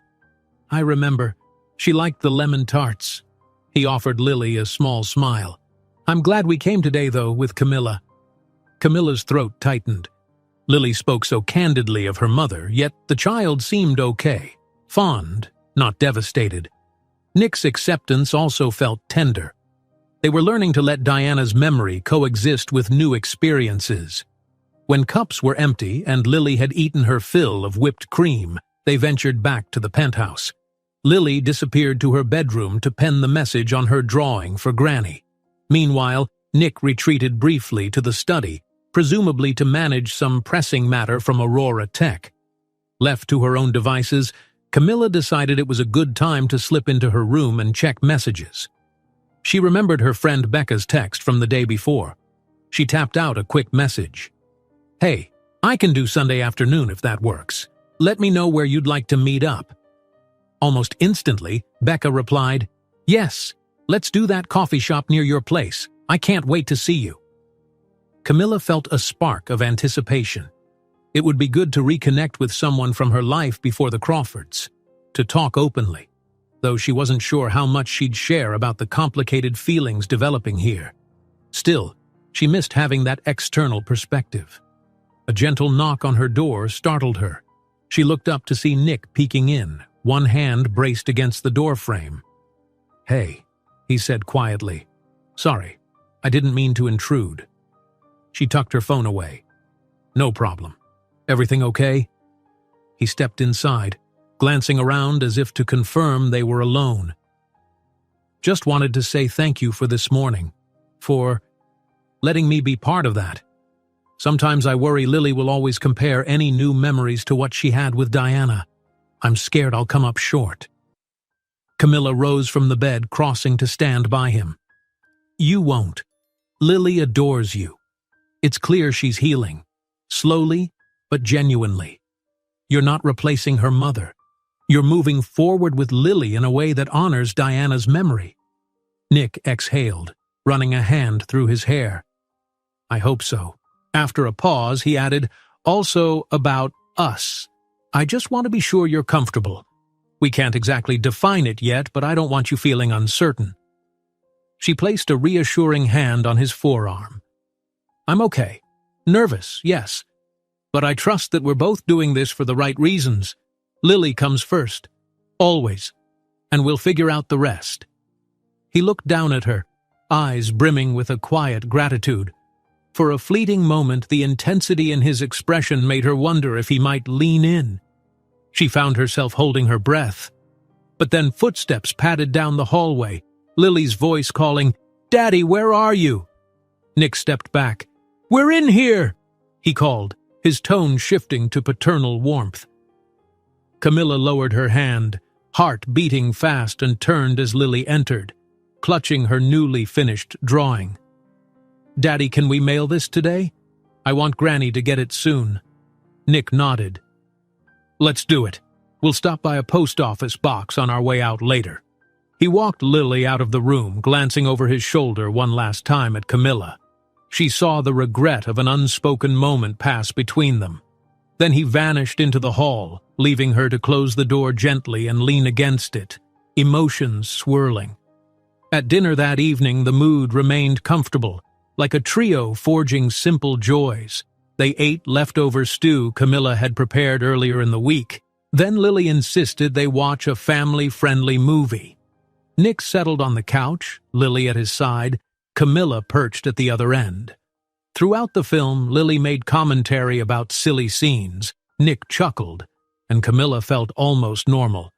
But she was acutely aware of Nick's presence, the hush in the penthouse whenever Lily's laughter died down, the subtle tension that lingered whenever their eyes met. In the quiet after Lily's bedtime, Camilla retreated to her room again. She found herself texting Becca more details for tomorrow's meetup. She needed that conversation, needed to share how her life had evolved in ways she never anticipated. She typed, It's been a crazy few months, working for this family. I'm learning so much about them and about myself. Can't wait to fill you in. She stopped short of admitting her complicated feelings for Nick. Some truths needed to be spoken face to face. As she set her phone aside, Camilla stared at her reflection in the small vanity mirror. She was, by all accounts, a young woman forging a career path, originally hoping to combine childcare with her background in dance. Yet everything had taken a deeper, more personal turn. She saw herself as Lily's confidant, Nick's quiet ally, and a friend to a family once fractured by grief. She also saw the flicker of something more in her own eyes, the hope that real love might be possible, even with the complexities that came attached. She undressed and slipped under the covers, a hush enveloping the penthouse. Through the walls she could sense Nick still awake, perhaps reading emails, or maybe just lost in thought. Lily's nightlight cast a faint glow in the hallway, a silent guardian for the child's dreams. Outside, city lights glimmered, indifferent to the dramas unfolding in people's hearts. Camilla closed her eyes. She pictured them all dancing again in the living room, no phone calls, no urgent interruptions, just the swirl of soft music and laughter. A fantasy, perhaps, but sometimes fantasies held seeds of what might one day be real. In the meantime, she resolved to let each moment guide her, to keep Lily's well-being at the forefront, and to stay true to the gentle understanding she and Nick had found, an understanding that might yet grow into something profound. As sleep claimed her, she barely heard the distant click of Nick's door opening and closing, footsteps crossing the hallway. If there was one certainty she clung to, it was that Lily, safely nestled in dreams, remained their compass. Whatever tomorrow brought, Camilla hoped it would lead them all toward healing, trust, and the promise of a life no longer overshadowed by loss. Sunday afternoon arrived with clouds drifting across a pale blue sky. It was Camilla's scheduled day off, and she planned to meet her old friend Becca at a small coffee shop a few blocks away. After a morning of helping Lily with a craft project and making sure Nick had everything he needed for his own errands, Camilla slipped out the door, heart thrumming with anticipation for a glimpse of her life outside the penthouse walls. She walked at a brisk pace, the crisp autumn air refreshing against her cheeks. A part of her felt lighter, as though the simple act of heading somewhere alone reminded her she was more than a nanny. She was still Camilla Johnson, with hopes, dreams, and friendships of her own. When she reached the cafe, she spotted Becca immediately. A petite woman with a pixie haircut dyed electric pink, wearing a denim jacket embellished with pins of dancers in various poses. She was perched at a window seat, fiddling with her phone. As soon as she saw Camilla, she sprang up, arms wide. "Cam!" Becca cried, rushing forward. They embraced tightly, the warmth of old friendship casting aside any months of separation.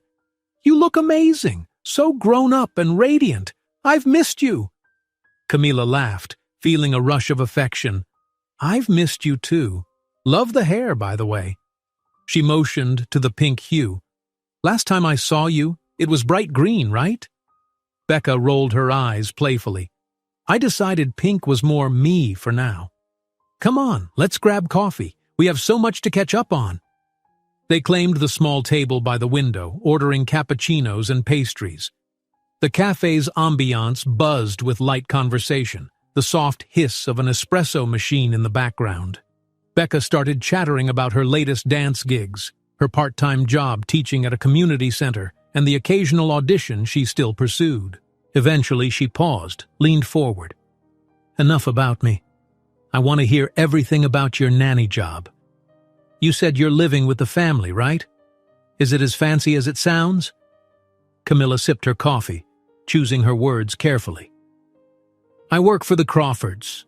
The dad is a CEO. The place is, well, yeah, it's incredible. High-rise penthouse, city views, everything sleek and modern. His daughter, Lily, is 6. She's sweet, shy at first, but she's opened up a lot." Becca's eyes gleamed. "Ooh, a CEO? That must be intense. Bet you're running around keeping things in order." Camilla nodded, a smile playing on her lips.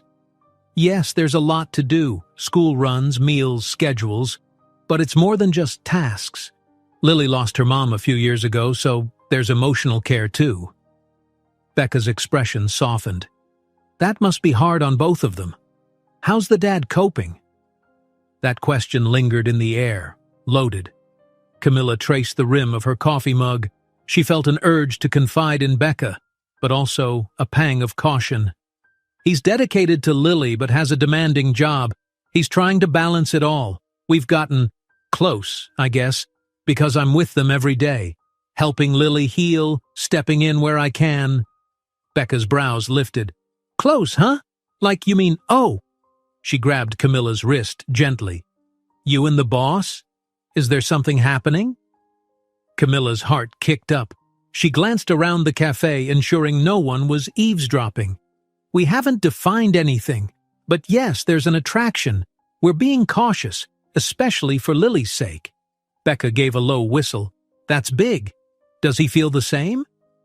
Camilla hesitated, recalling the delicate confessions, the gentle brushes of hands, the glances that spoke volumes. "He does," she finally said softly. "We both worry about boundaries, about how it might affect Lily. But it's become undeniable."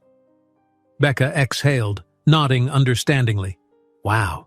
So you're basically living in a romantic drama meets nanny situation. How's Lily reacting, or does she know?" "She doesn't know we have feelings for each other. She just sees us getting along, co-parenting, sharing jokes. I think she's happier now that her dad's more present. We haven't wanted to confuse her, though. She already lost her mother. We have to be sure this is real and stable before we do anything more public." Becca reached across the table, squeezing Camilla's hand. I get it. You're smart to be careful. But girl, you deserve happiness too. It's not wrong if you and he have found something special, as long as Lily is safe and supported. Camilla relaxed a fraction, grateful for the validation. She realized how much she'd needed a friend's perspective. It's complicated, but I care about him. And Lily, of course. They both matter to me. That's obvious, Becca said, smiling warmly. You're practically glowing when you talk about them. Just promise me you'll guard your heart. Office romances or household romances can be tricky. Camilla chuckled ruefully. Office romances times 1,000, yeah. I promise, we're trying to handle it carefully. Thank you for letting me unload all that. Becca waved it off. Anytime. Let's change the subject for a sec. Tell me about your dancing. Still practicing? Camilla shook her head, a hint of regret. Not as much as I want. Taking care of Lily, planning meals, organizing stuff.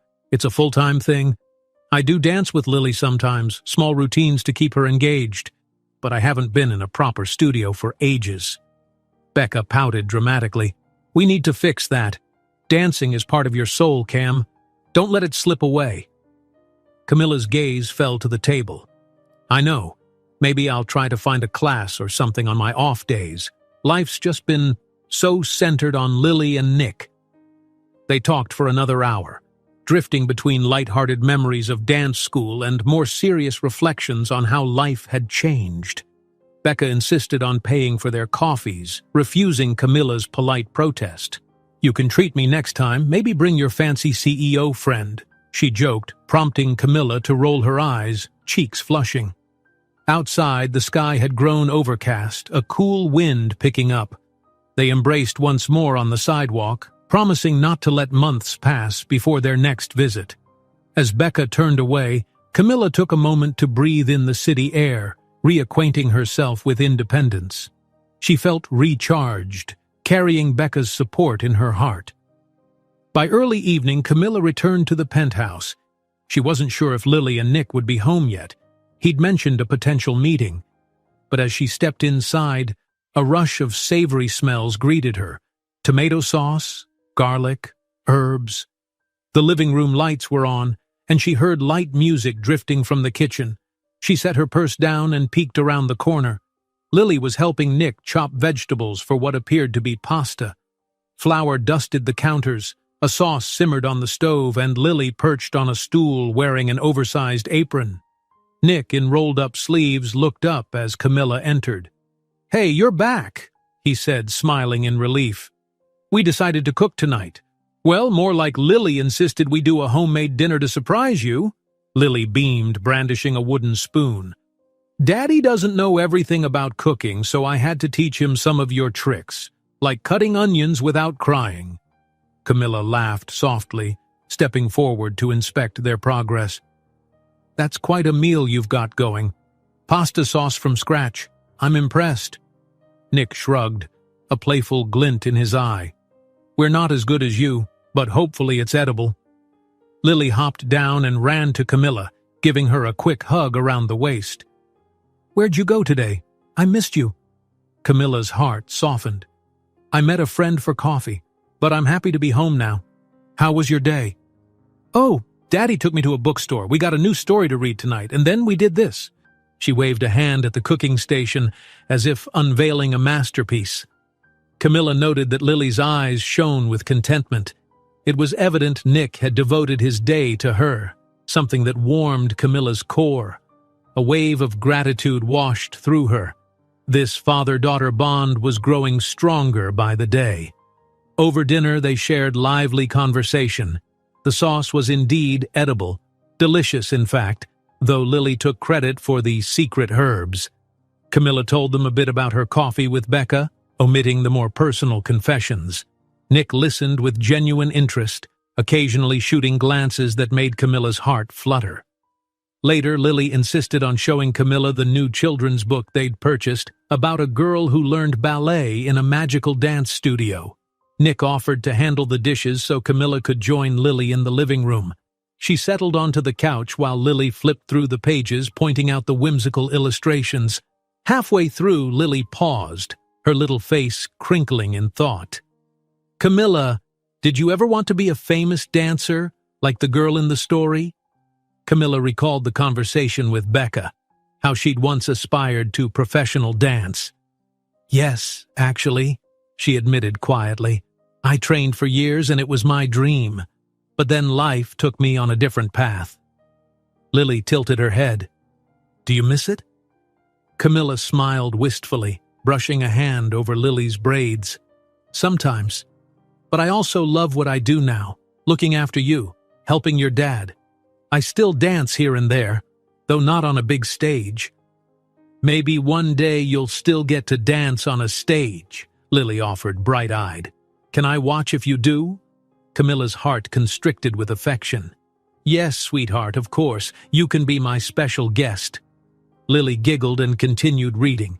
Moments later, Nick ambled in, drying his hands on a dish towel. He lingered near the couch, observing them, a tenderness in his expression. When Lily finished the story, she hopped up and patted his arm.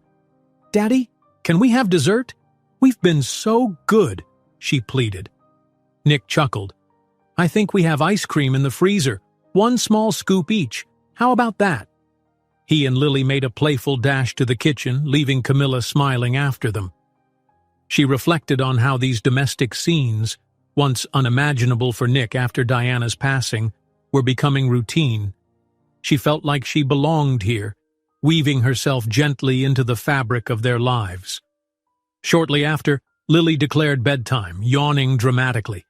Camilla accompanied her upstairs, tucking her in, though Lily insisted on waiting for Nick to give a goodnight kiss, too.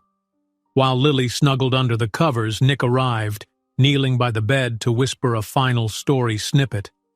Camilla quietly retreated to the doorway, giving them space. The hush in that room, filled with Nick's gentle murmurs, made her eyes sting with emotion. Eventually, Nick emerged, carefully closing Lily's door. He found Camilla still in the hallway, arms folded, lost in thought. Their gazes met, and Camilla saw the deep gratitude in his eyes. In the soft glow of the corridor light, she stepped forward. "Another good day," she remarked, voice low. Nick nodded, leaning against the wall. "Thanks to you, as always. I feel like I'm relearning how to be a father every day." "You're doing a great job," she murmured. "Lily's flourishing." He sighed, looking momentarily vulnerable. "It's because she feels safe. You give her that. I don't know if I can ever repay you for it." She shook her head gently. "It's not a transaction, Nick. I care about both of you. That's enough." Their eyes locked, tension simmering. Her heart thundered, recalling the conversation with Becca, how life had steered her here, into the arms of a grieving father. The closeness between them had grown so organically it felt almost inevitable. Stepping forward, Nick brushed a light hand against her forearm. "You said we're taking it slow," he whispered. "But sometimes, I wonder if I can keep my feelings in check. I see you with Lily, with your kindness and warmth. Every day I care more." Her chest tightened. "I know, I feel it too, but we have to be sure." He stopped her with a gentle nod, understanding. "We will be. Lily's stability comes first. Still, He hesitated, voice faltering. "I can't help wanting more." A tremor ran through Camilla. She swallowed, glancing at Lily's closed door. "I get it, I do. There are moments I dream about being by your side openly, but let's stay this course for Lily's sake. She's happy and I don't want to risk confusion." Nick leaned closer, eyes full of unspoken promises. "Agreed. Thank you for trusting me. Us." Camilla's breath caught. She ached to close the distance, to rest her head against his shoulder, let him hold her for real, but she simply offered a soft smile and backed away, turning toward her own bedroom. "Good night, Nick." "Good night, Camilla." Behind the safety of her closed door, she pressed a hand to her thudding heart. The weekend had only intensified the closeness and made her more aware of how entwined their worlds had become. The vow to move slowly felt both reassuring and maddening. She wanted to leap forward, to see if their connection was strong enough to build a future, but she was too aware of Lily's fragile heart, too aware of how quickly scandal could erupt in a setting like this, with the press always hungry for stories about a wealthy CEO's personal life. For now, she told herself, she'd hold on to the small gestures. The family meals, the park visits, the nighttime hush when they exchanged tender glances in the hallway. She'd treasure each second until the time was right, if it ever truly would be. And as she drifted to sleep, she imagined them all dancing side by side in a life free of fear. Monday morning arrived with a jolt as Nick's alarm blared before sunrise. He groaned, fumbling to silence his phone, then rubbed his eyes as he remembered the jam-packed schedule awaiting him at Aurora Tech. Despite the pull of drowsiness, a subtle sense of optimism flickered in his chest. Weekends with Lily, and increasingly with Camilla, were infusing his life with something he hadn't felt in years, warmth that stretched beyond corporate success. He rose, quickly dressed in a tailored suit, and stepped into the hallway. As he passed Lily's room, he noticed the door was already ajar. Soft light spilled out into the hallway, accompanied by hushed voices. Poking his head in, he saw Camilla perched on the bed, helping Lily tie her shoelaces for the day. Lily's hair was done in neat cornrows with colorful beads at the ends, a style Camilla had introduced that week.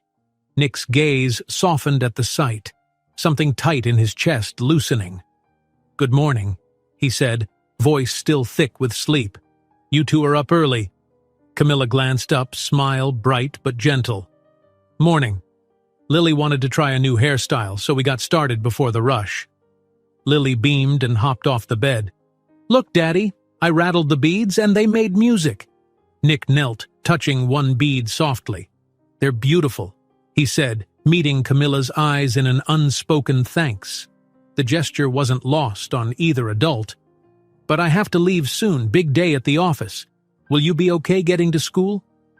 Lily nodded. "Yes, Camilla and I always do it. It's fun." Nick glanced at his watch and stood up, smoothing his jacket. He hesitated, torn between rushing out the door and lingering to share a few more minutes with them.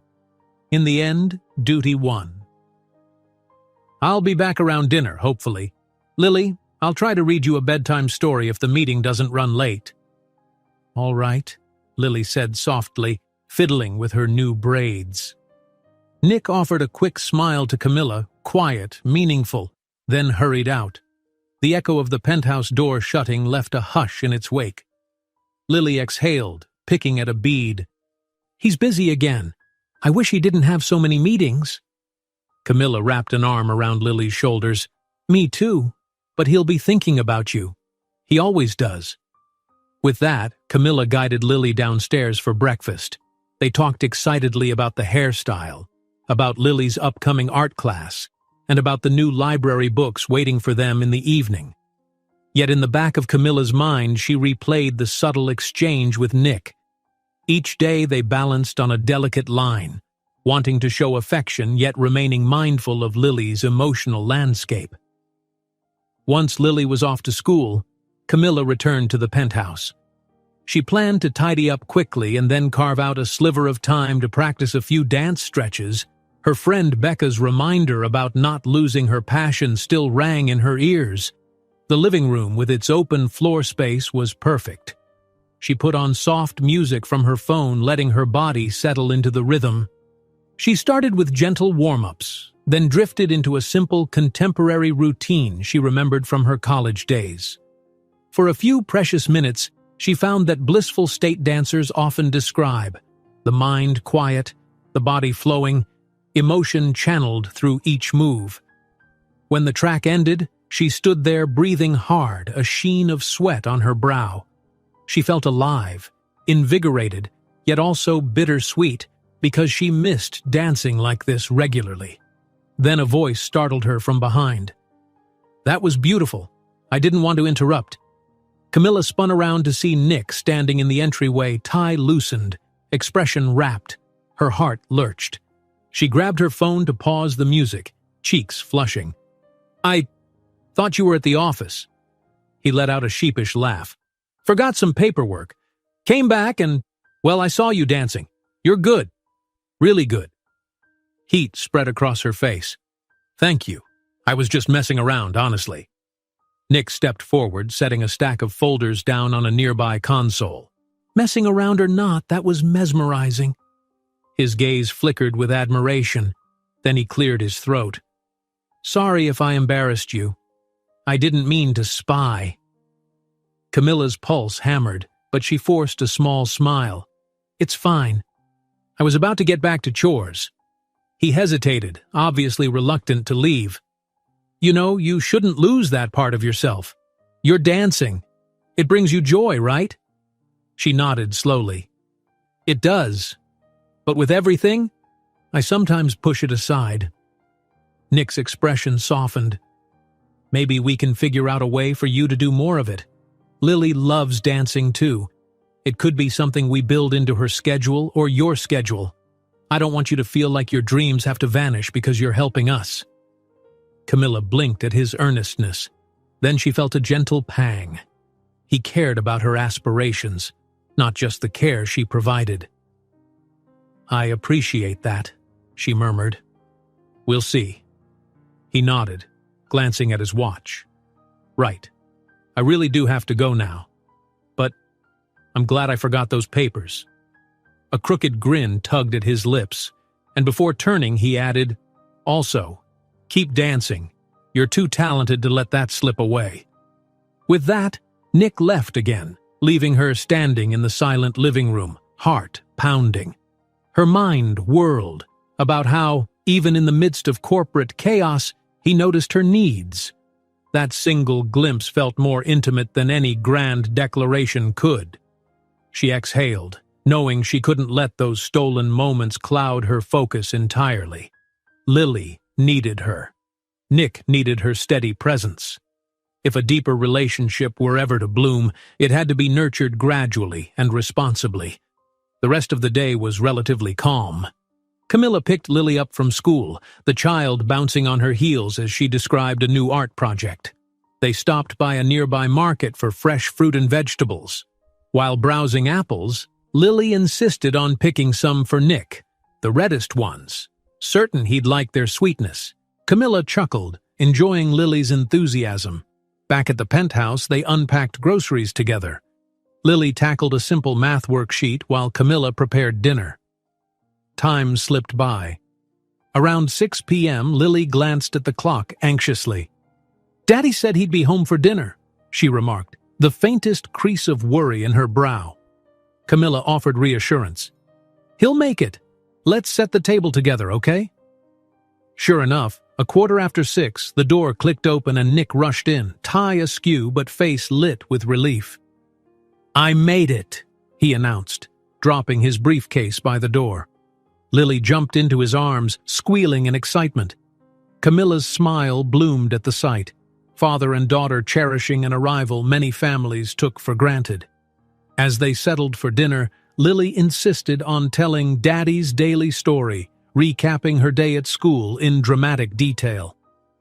Nick listened intently, chuckling at the comedic exaggerations. Camilla watched them fondly, heart brimming with quiet content. For a few minutes, the conversation drifted to whether they'd plan a small getaway for the upcoming weekend, maybe a short drive out of the city to a nature reserve, giving Lily a chance to see some autumn foliage. That sounds lovely, Camilla offered softly, though a swirl of nerves danced in her stomach. An overnight trip, if it happened, would place them in even closer quarters. She wasn't entirely sure if that was wise, but a part of her yearned for it. Nick caught her eye. We'll figure out details. No pressure, he said, as though sensing her apprehension. Lily bounced in her chair, already dreaming of scenic trails and leaf piles to jump in. After dinner, Lily darted off to her room to finish a coloring page, leaving Nick and Camilla to clear plates. In the kitchen, The hush was more charged than usual. She handed him a soapy dish, and their fingers brushed under the faucet's warm stream. A spark jumped, visible in the quick flick of his gaze. "Any updates on your dance practice?" he asked lightly, remembering the morning. Camilla shrugged. "I just squeezed in some stretching. Nothing big." "You should do more," Nick said, voice gentle but insistent. "I can see how it lights you up." She let out a breath. "I will try to find the time. It's easier said than done." "I can help," he added. "Carve out time in Lily's schedule for an art or reading hour while you practice. Or even, we can watch if you want." A trace of humor and sincerity mingled in his tone. Camilla felt a flutter of surprise. "Maybe. Let me think about it. I do miss it terribly." She placed the last plate in the drying rack, then turned. Nick was close now, their bodies separated by mere inches in the narrow kitchen. Her pulse quickened. For a moment, neither moved, the swirling heat of the day's tension culminating in this quiet moment. She didn't dare glance toward Lily's room, but an awareness of the child lingered in the back of her mind. She braced herself to step away, to keep that boundary, yet her feet stayed rooted. Nick cleared his throat softly. "Thank you for everything, Camilla. You make this place feel alive. Lily, me, we're lucky to have you." Her eyes misted, though she managed a soft laugh. "I'm lucky too. I love being here. You two have become, well, you feel like my family." Emotion flickered across Nick's face, a shadow of longing and relief. He inched closer, still not crossing that invisible line but letting their shared breath be the only air between them. "It feels that way for me too," he whispered. They stood in hushed understanding until Lily's voice called from down the hall, "Camilla, Daddy, I need help picking colors for my picture." Nick exhaled, stepping back with a wry smile. "We'd better help the artist." Camilla nodded, heart thudding, and followed him toward Lily's room. As she walked, she marveled at how these small exchanges, washing dishes, brushing hands, meeting each other's eyes, could hold so much more weight than any grand gesture. They'd chosen caution, but the bond was undeniably blossoming. Inside Lily's room, they found her sprawled on the floor, crayons scattered. She insisted each adult pick one color to use. Nick chose green, Camilla chose purple. Together they filled in the outline of a cat wearing a silly hat, Lily giggling at their artistic attempts. The house was warm with the glow of simple togetherness. That night, after Lily was asleep, Camilla lingered in her own room, mind buzzing. She recalled the morning dance she'd thought was private, the tension in the kitchen, the honest confessions. Their closeness was an open secret, a promise that grew bolder each day. Yet they both remained steadfast. Lily's well-being came first. She flicked off the lamp, letting darkness embrace her. In the next room, Nick was likely finishing a round of emails, thinking about Lily's future, about corporate deals, and maybe, just maybe, about her. The thought gave Camilla solace. Tomorrow would be another step in this delicate dance. And for now, she was content to let the rhythm guide her, trusting that, with patience and care, something beautiful and enduring could emerge from the sparks they dared not fully ignite. Tuesday morning dawned gray and dreary, with a light drizzle tapping against the penthouse's expansive windows. Camilla stood in the kitchen, sipping her tea, mentally mapping out the day. Lily had school until mid-afternoon. After that, she needed to pick up new art supplies for a class project. Nick would be in and out of meetings. He'd mentioned a lunch appointment with a potential investor, just another busy day in the Crawford household. Her eyes drifted to the large window. The city below looked muted, skyscrapers cloaked in low-hanging clouds. She thought of the conversation she and Nick had shared the night before while washing dishes, his vow to help her dance again, his quiet, insistent words about how she lit up when she was doing what she loved. A small thrill curled in her belly. She resolved to find at least 15 minutes today to practice a few moves, Or maybe just let Lily join her in the living room for an impromptu dance game. Her musings ended as Lily pranced into the kitchen, still in pajamas, wearing mismatched socks. She glanced out at the rain and frowned. "Camilla, it's so gray outside. Does that mean we can't do anything fun?" Camilla chuckled, ruffling Lily's hair. "Rain can't stop us. We can still have fun indoors. Plus, you have school, remember?" Lily's face twisted into a dramatic pout. "School is okay, but I like weekends better." Camilla sympathized. "I know the feeling, kiddo. Tell you what, maybe we'll bake something after you finish your homework this afternoon. Cookies, brownies, you choose." A flash of excitement replaced Lily's pout. "Brownies with sprinkles? Deal." That decided, Lily ate breakfast quickly and hurried off to dress for school. Camilla prepared her lunchbox, smiling at the thought of brownies and a cozy, rainy afternoon. Sometimes those little motherly tasks, packing lunches, planning treats, reminded her of the nurturing role she'd stepped into, one that transcended a standard nanny arrangement. She poured as much care into these actions as she would for her own child if she had one. She shook off the pang of wistfulness. Lily wasn't hers, not officially, and Nick was still her employer. Yet each day made it harder to deny that love in some form had blossomed here, a love that was both maternal toward Lily and a tentative romantic stirring toward Nick. Moments later, the elevator chimed, and Nick stepped out in a charcoal suit, hair neatly combed despite the early hour. Lily came bounding from the hallway, greeting him with a bright, "Daddy!" She adjusted her backpack straps, waiting for him to acknowledge her. "Morning, sweetheart," Nick said, stooping to give Lily a quick hug. Turning to Camilla, he offered a warm, if slightly reserved, smile. "Good morning to you, too." Camilla reciprocated the smile. "I've got her lunch ready. Just remember her raincoat. It's drizzling." "Right, thanks." He handed Lily a small umbrella he'd brought along.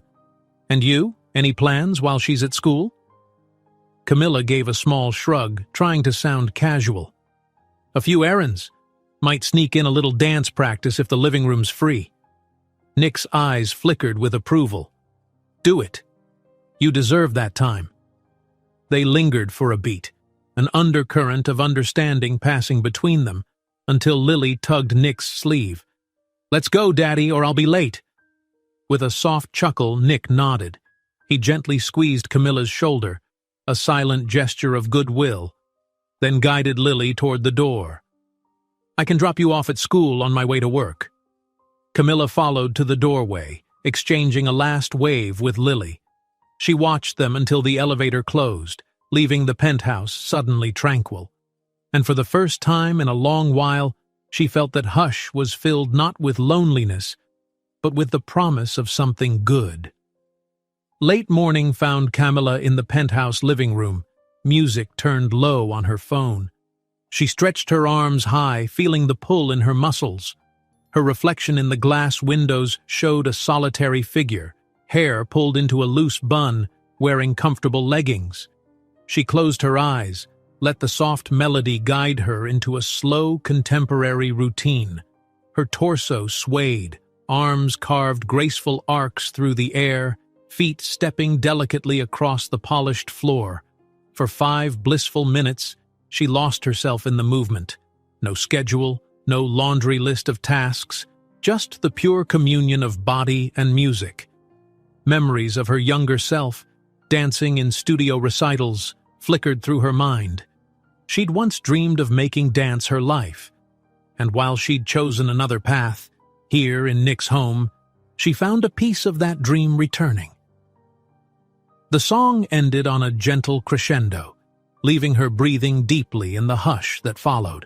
She opened her eyes and nearly jumped at the sight of Nick standing in the foyer, briefcase in hand, watching her intently.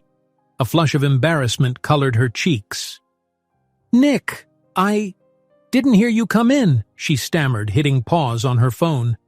"I thought you'd be at the office all day." He set down his briefcase. "Meeting was canceled last minute. Sorry if I startled you." Then his lips curled in a soft smile. Please don't stop on my account. It was wonderful to watch." She tucked a stray hair behind her ear, heat still creeping up her neck. "It's okay. I was just finishing." Nick took a step closer, eyes flicking over her. "You look happy. When you dance, there's a radiance about you." His voice lowered. "I meant what I said.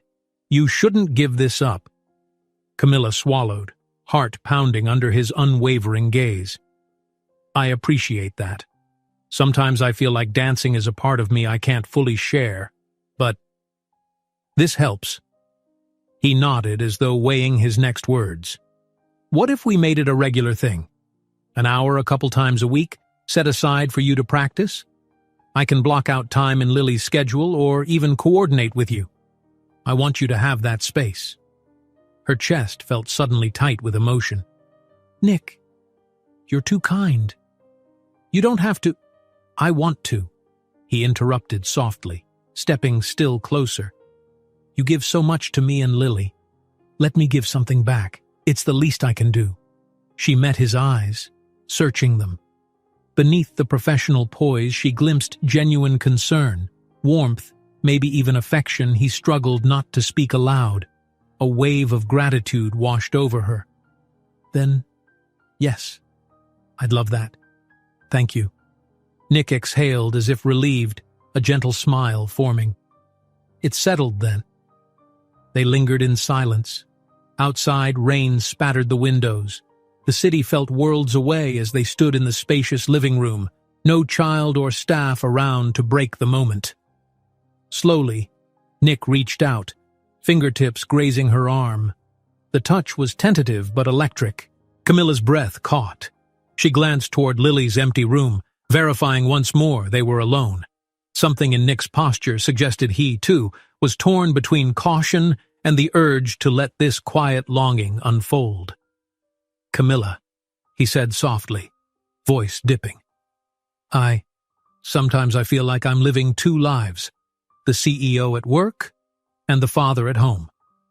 You make it easier to bridge them, to remember there's more to life than constant pressure." Her gaze flickered downward. "And you help me remember I can still dance, still be true to myself." His hand slipped a fraction higher on her arm, anchoring them in shared vulnerability. "I know we agreed to be careful," he murmured, "but in moments like this, it's hard." She nodded, heart hammering.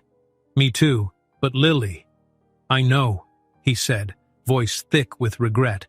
"We don't want to shake her world. She's just starting to trust this sense of normalcy. But how do we keep pretending nothing's changing between us?" Camilla's lips parted, but she had no easy answer. She swallowed past the lump in her throat. We move forward gently. We keep her safe.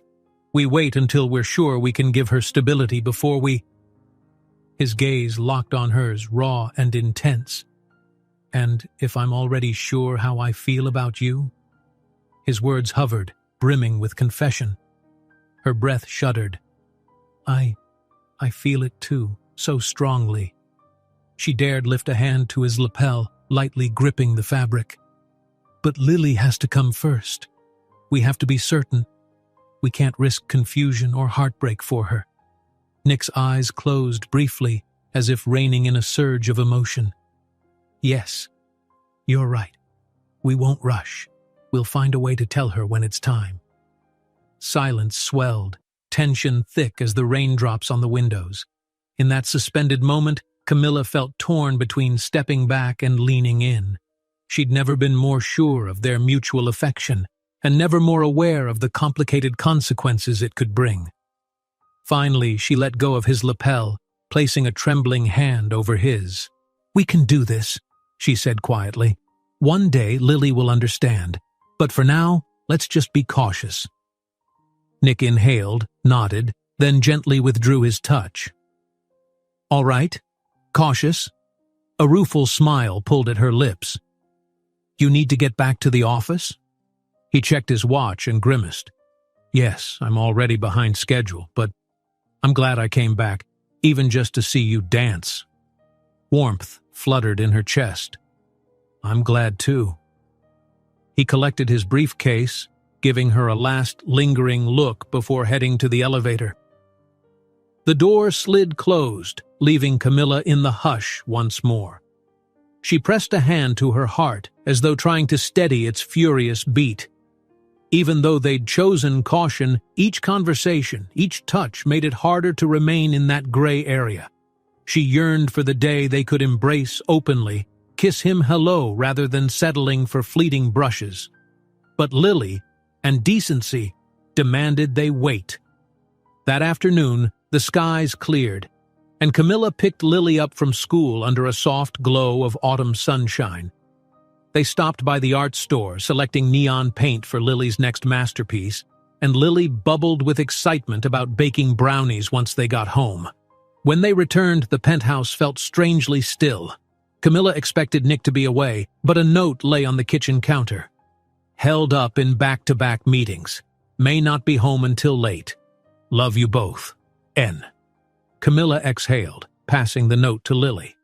The girl gave a small sigh, then shrugged. He'll try, though. Right, Camilla? She forced a reassuring smile. Yes. Sometimes he shows up at the last minute. They launched into brownie baking. Lily stirred the batter vigorously, occasionally licking the spoon and giggling at the chocolate smear on her nose. Once the brownies cooled, Camilla helped Lily with homework, reading comprehension and a simple math sheet. As evening crept in, they ate a modest dinner, and Lily set aside a plate of brownies for her dad, just in case. By 8 p.m., Lily yawned, eyelids drooping. Camilla guided her through the bedtime routine, reading a short fairy tale. Nick still hadn't arrived. Lily's shoulders slumped, but she didn't protest, only whispering a faint, "Good night, Daddy," to the empty hallway. After tucking Lily in, Camilla found herself in the living room alone with her thoughts. The remains of the day's tension weighed on her. She checked the time, 8:30, still no call from Nick. She grabbed her phone, contemplating a text. But she didn't want to intrude on his business meeting. So she settled on the couch, flicking on a low lamp, letting the city's evening lights twinkle beyond the windows. She scrolled through social media mindlessly until 9:15, when finally the penthouse door opened. Nick stepped in, tie loosened, hair mussed, exhaustion etched across his features. He froze upon seeing her awake, a flash of apology in his eyes. "Camilla? Sorry I'm so late," he murmured. "I didn't want to call and disturb Lily if she was asleep." She set her phone aside, rising to meet him. "It's okay. Lily left brownies for you." She gestured to the covered plate. "She went to bed a bit disappointed, but she understands." Nick exhaled, shoulders sagging. "This merger's consuming my life. Sometimes I wonder if I'll ever be done with these 14-hour days." He raked a hand through his hair, then his tone softened. "Thank you for waiting up." "It's no problem," Camilla said, stepping closer. The fatigue in his eyes tugged at her heart. She wanted to reach out, hold him, tell him he was allowed to rest. Instead, she gestured to the couch. "Sit, have a brownie. I'll make tea if you want." He offered a wan smile. "I'd love tea." He sank onto the couch, letting his head fall back against the cushions. Camilla busied herself heating water and selecting a soothing chamomile blend. When she returned, she found him rubbing his temples, eyes closed. She set the mug on the coffee table, then gingerly took a seat beside him. "Long day," she said, not a question but an understanding. He cracked his eyes open, studying her with a wry smile. "Understatement. But seeing you helps." He reached for the tea, sipped carefully. That's good." They sat in companionable silence for a moment, the hush broken only by the hum of the penthouse's heating vents. Nick's posture slumped in relief, the day's burden slipping from his shoulders bit by bit. "Lily was excited about brownies," Camilla continued softly. "She made sure to save you the biggest one."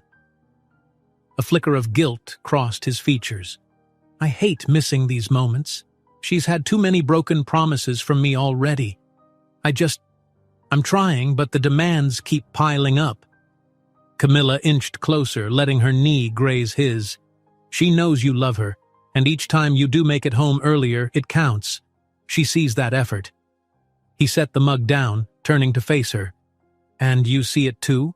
he asked quietly. "Of course I do," she whispered.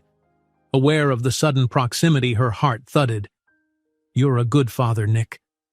They locked eyes, the moment fraught with lingering tension and longing. Slowly his hand lifted, brushing a strand of hair from her face. It was an intimate gesture, one she yearned to accept yet still feared crossing into dangerous territory. But the tenderness in his gaze held her captive. "Camilla, you've made me realize there's more than just surviving each day," he murmured. "I haven't felt that in a long time." Her breath caught, chest clenching with emotion. "You've brought that out in me too. But, Lily," he gave a solemn nod, "we'll protect her heart, and we'll be honest when the time's right. But can I at least say—" His words faltered, eyes glistening with a mix of vulnerability and resolve. "Can I say that I'm grateful for whatever this is between us, that it gives me hope?" A lump lodged in her throat. Her hand found his, and she squeezed. "I'm grateful too, more than I can say." For a moment, they stayed like that, hands entwined. The city's lights shimmered outside, and inside the penthouse an unspoken promise settled between them. They would try, step by step, to build something real, not just for themselves, but for Lily's sake, because in many ways the three of them were forging a new family. Eventually, Nick let out a heavy sigh, pulling his hand away gently. "I should shower and get some rest," he said, voice still husky with emotion. He rose, hesitating as if waiting for permission. Camilla nodded, standing as well, needing distance to calm her racing heart. "Good night, and there's a brownie in the fridge with your name on it." A soft chuckle escaped his lips, though his eyes held lingering warmth. "Thanks. Good night." He retreated to his room, door clicking shut behind him, while Camilla slipped into her own. Leaning against the closed door, she let out a trembling breath. They were dancing on a razor's edge, so close to letting their emotions overtake them, yet determined to do right by Lily. Each night the unresolved tension left her both exhilarated and anxious. But she believed in Nick's sincerity, and he clearly believed in her devotion to Lily. Maybe, just maybe, it would be enough. As she drifted to sleep, her mind played with visions of a future, a day when Lily's father could kiss her openly in the kitchen, a day they'd all share a real family portrait on the wall. Hope coiled in her chest, matched by the steady hum of caution. But for now, she chose to trust that gentle hum of something new, something that might become unbreakable, given time. 2 weeks had passed, filled with the usual rhythms of school drop-offs, rushed dinners, late-night work calls, and quiet gestures that kept Nick and Camilla hovering in a space between caution and possibility. Autumn had deepened, painting the city in vibrant oranges and reds. Lily spent afternoons collecting leaves to press in her notebooks, Camilla finding creative ways to incorporate them into craft projects. Meanwhile, Nick juggled the final stages of the merger at Aurora Tech, an effort that seemed to weigh heavily on his shoulders. It was a chilly Friday evening when everything converged in an unexpectedly emotional way. Camilla had just returned from picking Lily up at a friend's birthday party where the children had been squealing with excitement over balloons and cake. Lily clutched a goodie bag in one hand, stifling yawns after a day of playing games and devouring sugary treats. As they stepped through the penthouse door, Lily announced, "Daddy said he'd be home early tonight so we can watch that new movie." But the living room was empty, the apartment quietly echoing. It was already close to 7 p.m. Lily set the goodie bag on a table, shoulders drooping in disappointment. Camilla knelt beside her, gently squeezing Lily's hand. "He might just be running late. Let's get you changed into pajamas, and I'll fix a quick snack. If he comes soon, we'll all watch the movie together." Lily gave a small nod. "Okay," she whispered. "I know he tries." Camilla's heart tugged at that understated hope. He does, she reassured softly. While Lily changed, Camilla busied herself in the kitchen, heating tomato soup and preparing grilled cheese sandwiches. She checked her phone. No messages from Nick. Part of her wanted to text him, ask if he was okay, but she hesitated. He might still be stuck in a crucial meeting, no time for phone checks. When Lily came back wearing cozy pajamas, they settled at the dining table to eat. Lily's chatter about the party was subdued, and after a few minutes, she fell silent, staring at the door as though willing Nick to burst through. Half an hour passed. Then an hour. The clock ticked closer to 8:30 and Lily's eyelids sagged with exhaustion. At last, she exhaled, a mixture of resignation and hurt. "I guess he can't make it," she murmured, fiddling with her spoon. Camilla stood, moving to Lily's side. "Come on, sweetheart, I'll tuck you in. Maybe he'll peek in later and say goodnight if he arrives." She felt the weight of Lily's sadness as they headed to the bedroom. The child climbed under the covers, hugging her stuffed bunny. After reading a short story, Camilla leaned in to press a gentle goodnight kiss on Lily's forehead. "I love you," she said quietly, the admission slipping out with ease. It was a feeling that had crystallized. She did love Lily, wholeheartedly, as though the little girl were part of her own family. Lily blinked. "I love you too, Camilla," she whispered, sounding both grateful and weary. Then she yawned. "Daddy loves you too." Her words were drowsy, almost an afterthought, but they cut through Camilla's heart with surprising force, making her breath catch. She waited until Lily dozed off, then slipped out into the hallway, a swirl of emotion tangled in her chest. Lily's quiet statement echoed, "Daddy loves you too." It felt like a child's innocent observation, yet it was precisely the kind of truth Camilla and Nick had been dancing around. At 9 p.m., the penthouse door finally clicked open. Nick rushed in, hair disheveled, apology etched across his face the moment he noticed Camilla waiting in the living room.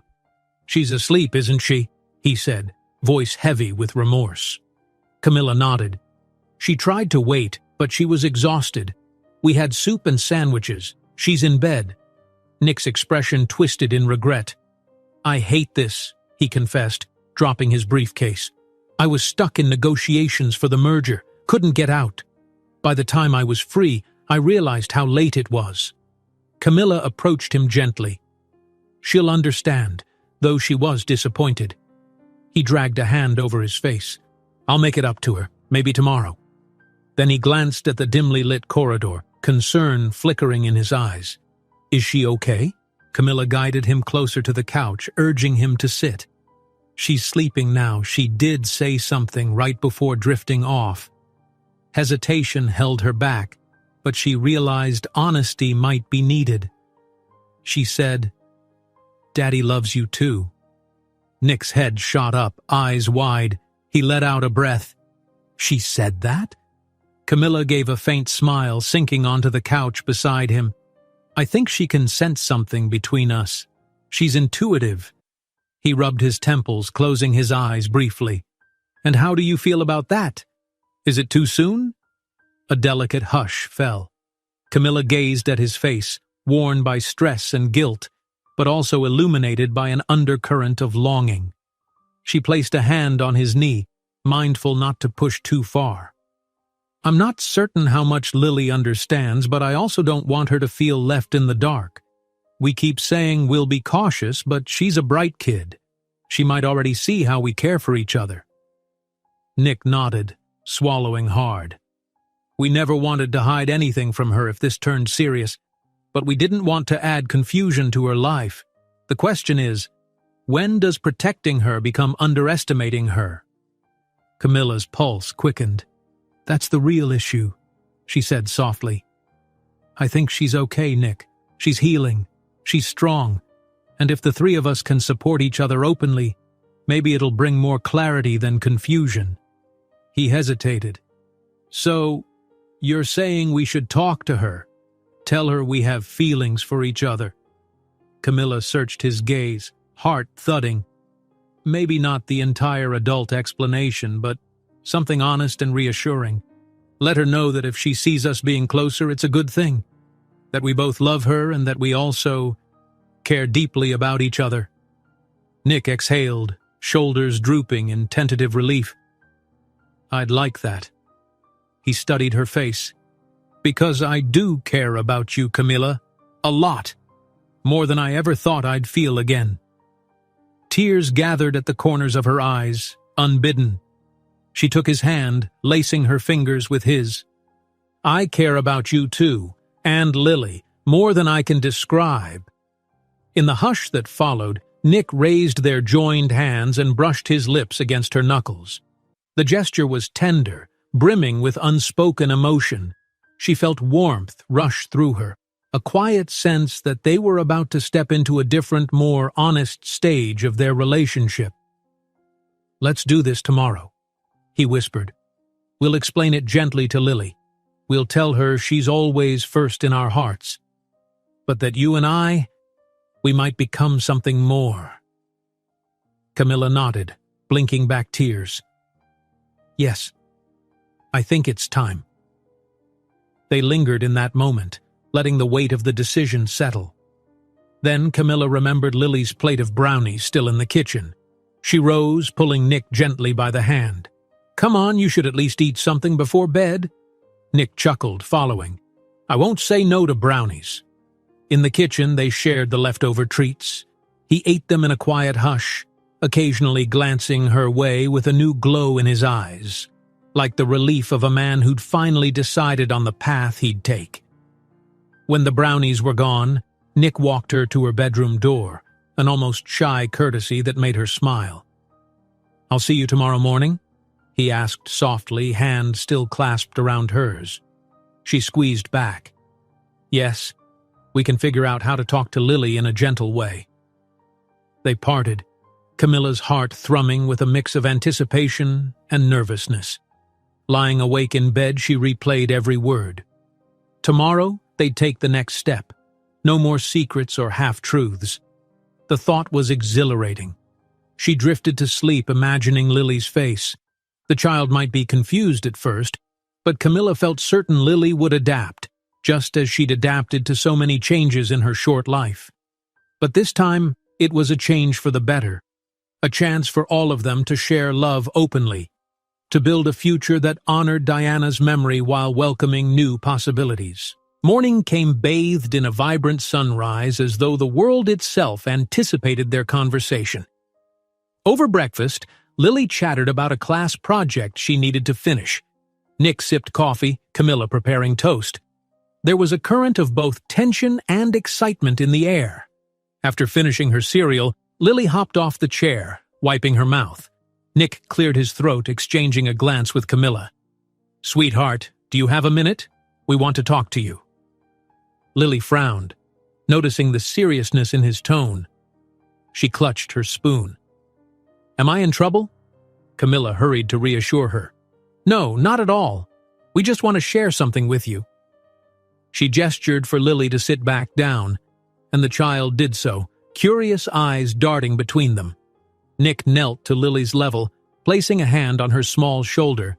Camilla moved closer, heart thudding. "Remember how you asked if I love Camilla?" he began softly. "Well, the truth is yes, I do. She's important to me just like you are." Lily's eyes widened. She glanced at Camilla, then back at her father. "Really?" Camilla took a careful step forward. "We both care about each other, Lily, and we also care about you so much. We want you to know this isn't changing how we feel about you, or how your daddy is always here for you, but we might be more than friends in time." Lily blinked, processing. Silence stretched. Camilla held her breath, unsure whether Lily might be upset or confused. Then, slowly, the child's face broke into a hopeful smile. "So, that means we can all be together?" she asked softly. Nick nodded, voice thick. "If that's okay with you, we wanted you to feel safe." Lily placed her spoon on the table, tears brimming. "I miss Mommy, but I'm not sad if you love Camilla. She's nice, and she helps me feel better." A lone tear spilled down Lily's cheek, but it was accompanied by a smile. I just don't want to lose her. Camilla's own eyes blurred. She crouched, gathering Lily into a gentle hug. You won't lose me, sweetheart. I'm here no matter what. Nick wrapped them both in his arms, forming a tight circle. Lily sniffled, burying her face in Camilla's shoulder, while Nick stroked his daughter's hair. Their collective warmth created a shield of love and reassurance. After a moment, Lily spoke in a muffled voice. Can we still do brownies? And dancing? And everything? Camilla laughed softly through tears. Of course. More brownies than you can imagine. And more dancing, too. Nick pressed a tender kiss to the top of Lily's head. We'll figure out how to be a family in our own way. And we'll always remember Mommy. Lily nodded, a glimmer of understanding in her childlike eyes. That's good, she whispered. They remained in that embrace for several breaths, a triad bound by shared emotion and the promise of a new chapter. Eventually, Lily pulled back, wiping her tears with the back of her hand. I have to go get my backpack for school, she announced, giggling at her own watery state. Camilla and Nick watched as Lily darted off, surprisingly buoyant after such a big revelation. When she was out of earshot, Nick reached for Camilla's hand. Thank you, he said, voice trembling with gratitude. I was terrified, but you made it safe. Camilla laced her fingers through his. She did most of it. She's braver than we think. He nodded, eyes moist. Then, in the hush of the morning, with Lily momentarily out of sight, he leaned in and gently pressed his lips to Camilla's. It was the softest kiss, brimming with relief, acceptance, and the swell of a future he dared not imagine months ago. She kissed him back, letting her free hand cup his cheek. The taste of tears and hope mingled on their lips, and a quiet certainty bloomed in her chest. They'd reached a turning point, together. When they broke apart, they both smiled, tears of joy glistening. A moment later, Lily bounded back, backpack thumping. She caught them standing close and giggled, no longer uncertain. Camilla and Nick exchanged a slightly sheepish grin, but Lily just beamed. The child's acceptance felt like a blessing, and so they set off into the day, Camilla guiding Lily downstairs, Nick promising to catch up after a quick phone call. As they stepped into the elevator, Camilla's heart was light. The family they formed might be unconventional, but it was bound by care and a desire for mutual healing. There would be challenges ahead, no doubt, but they wouldn't face them alone. At last, the single-father CEO who had once lived behind walls of grief found himself dancing again, emotionally and literally, alongside the young nanny who brought laughter back into his home. Their story was only beginning, but already it pulsed with love, promise, and the unwavering presence of a little girl who believed in magic, in second chances, and in the simple power of belonging to each other. If you enjoyed this story, don't miss the next one. Just click on the screen.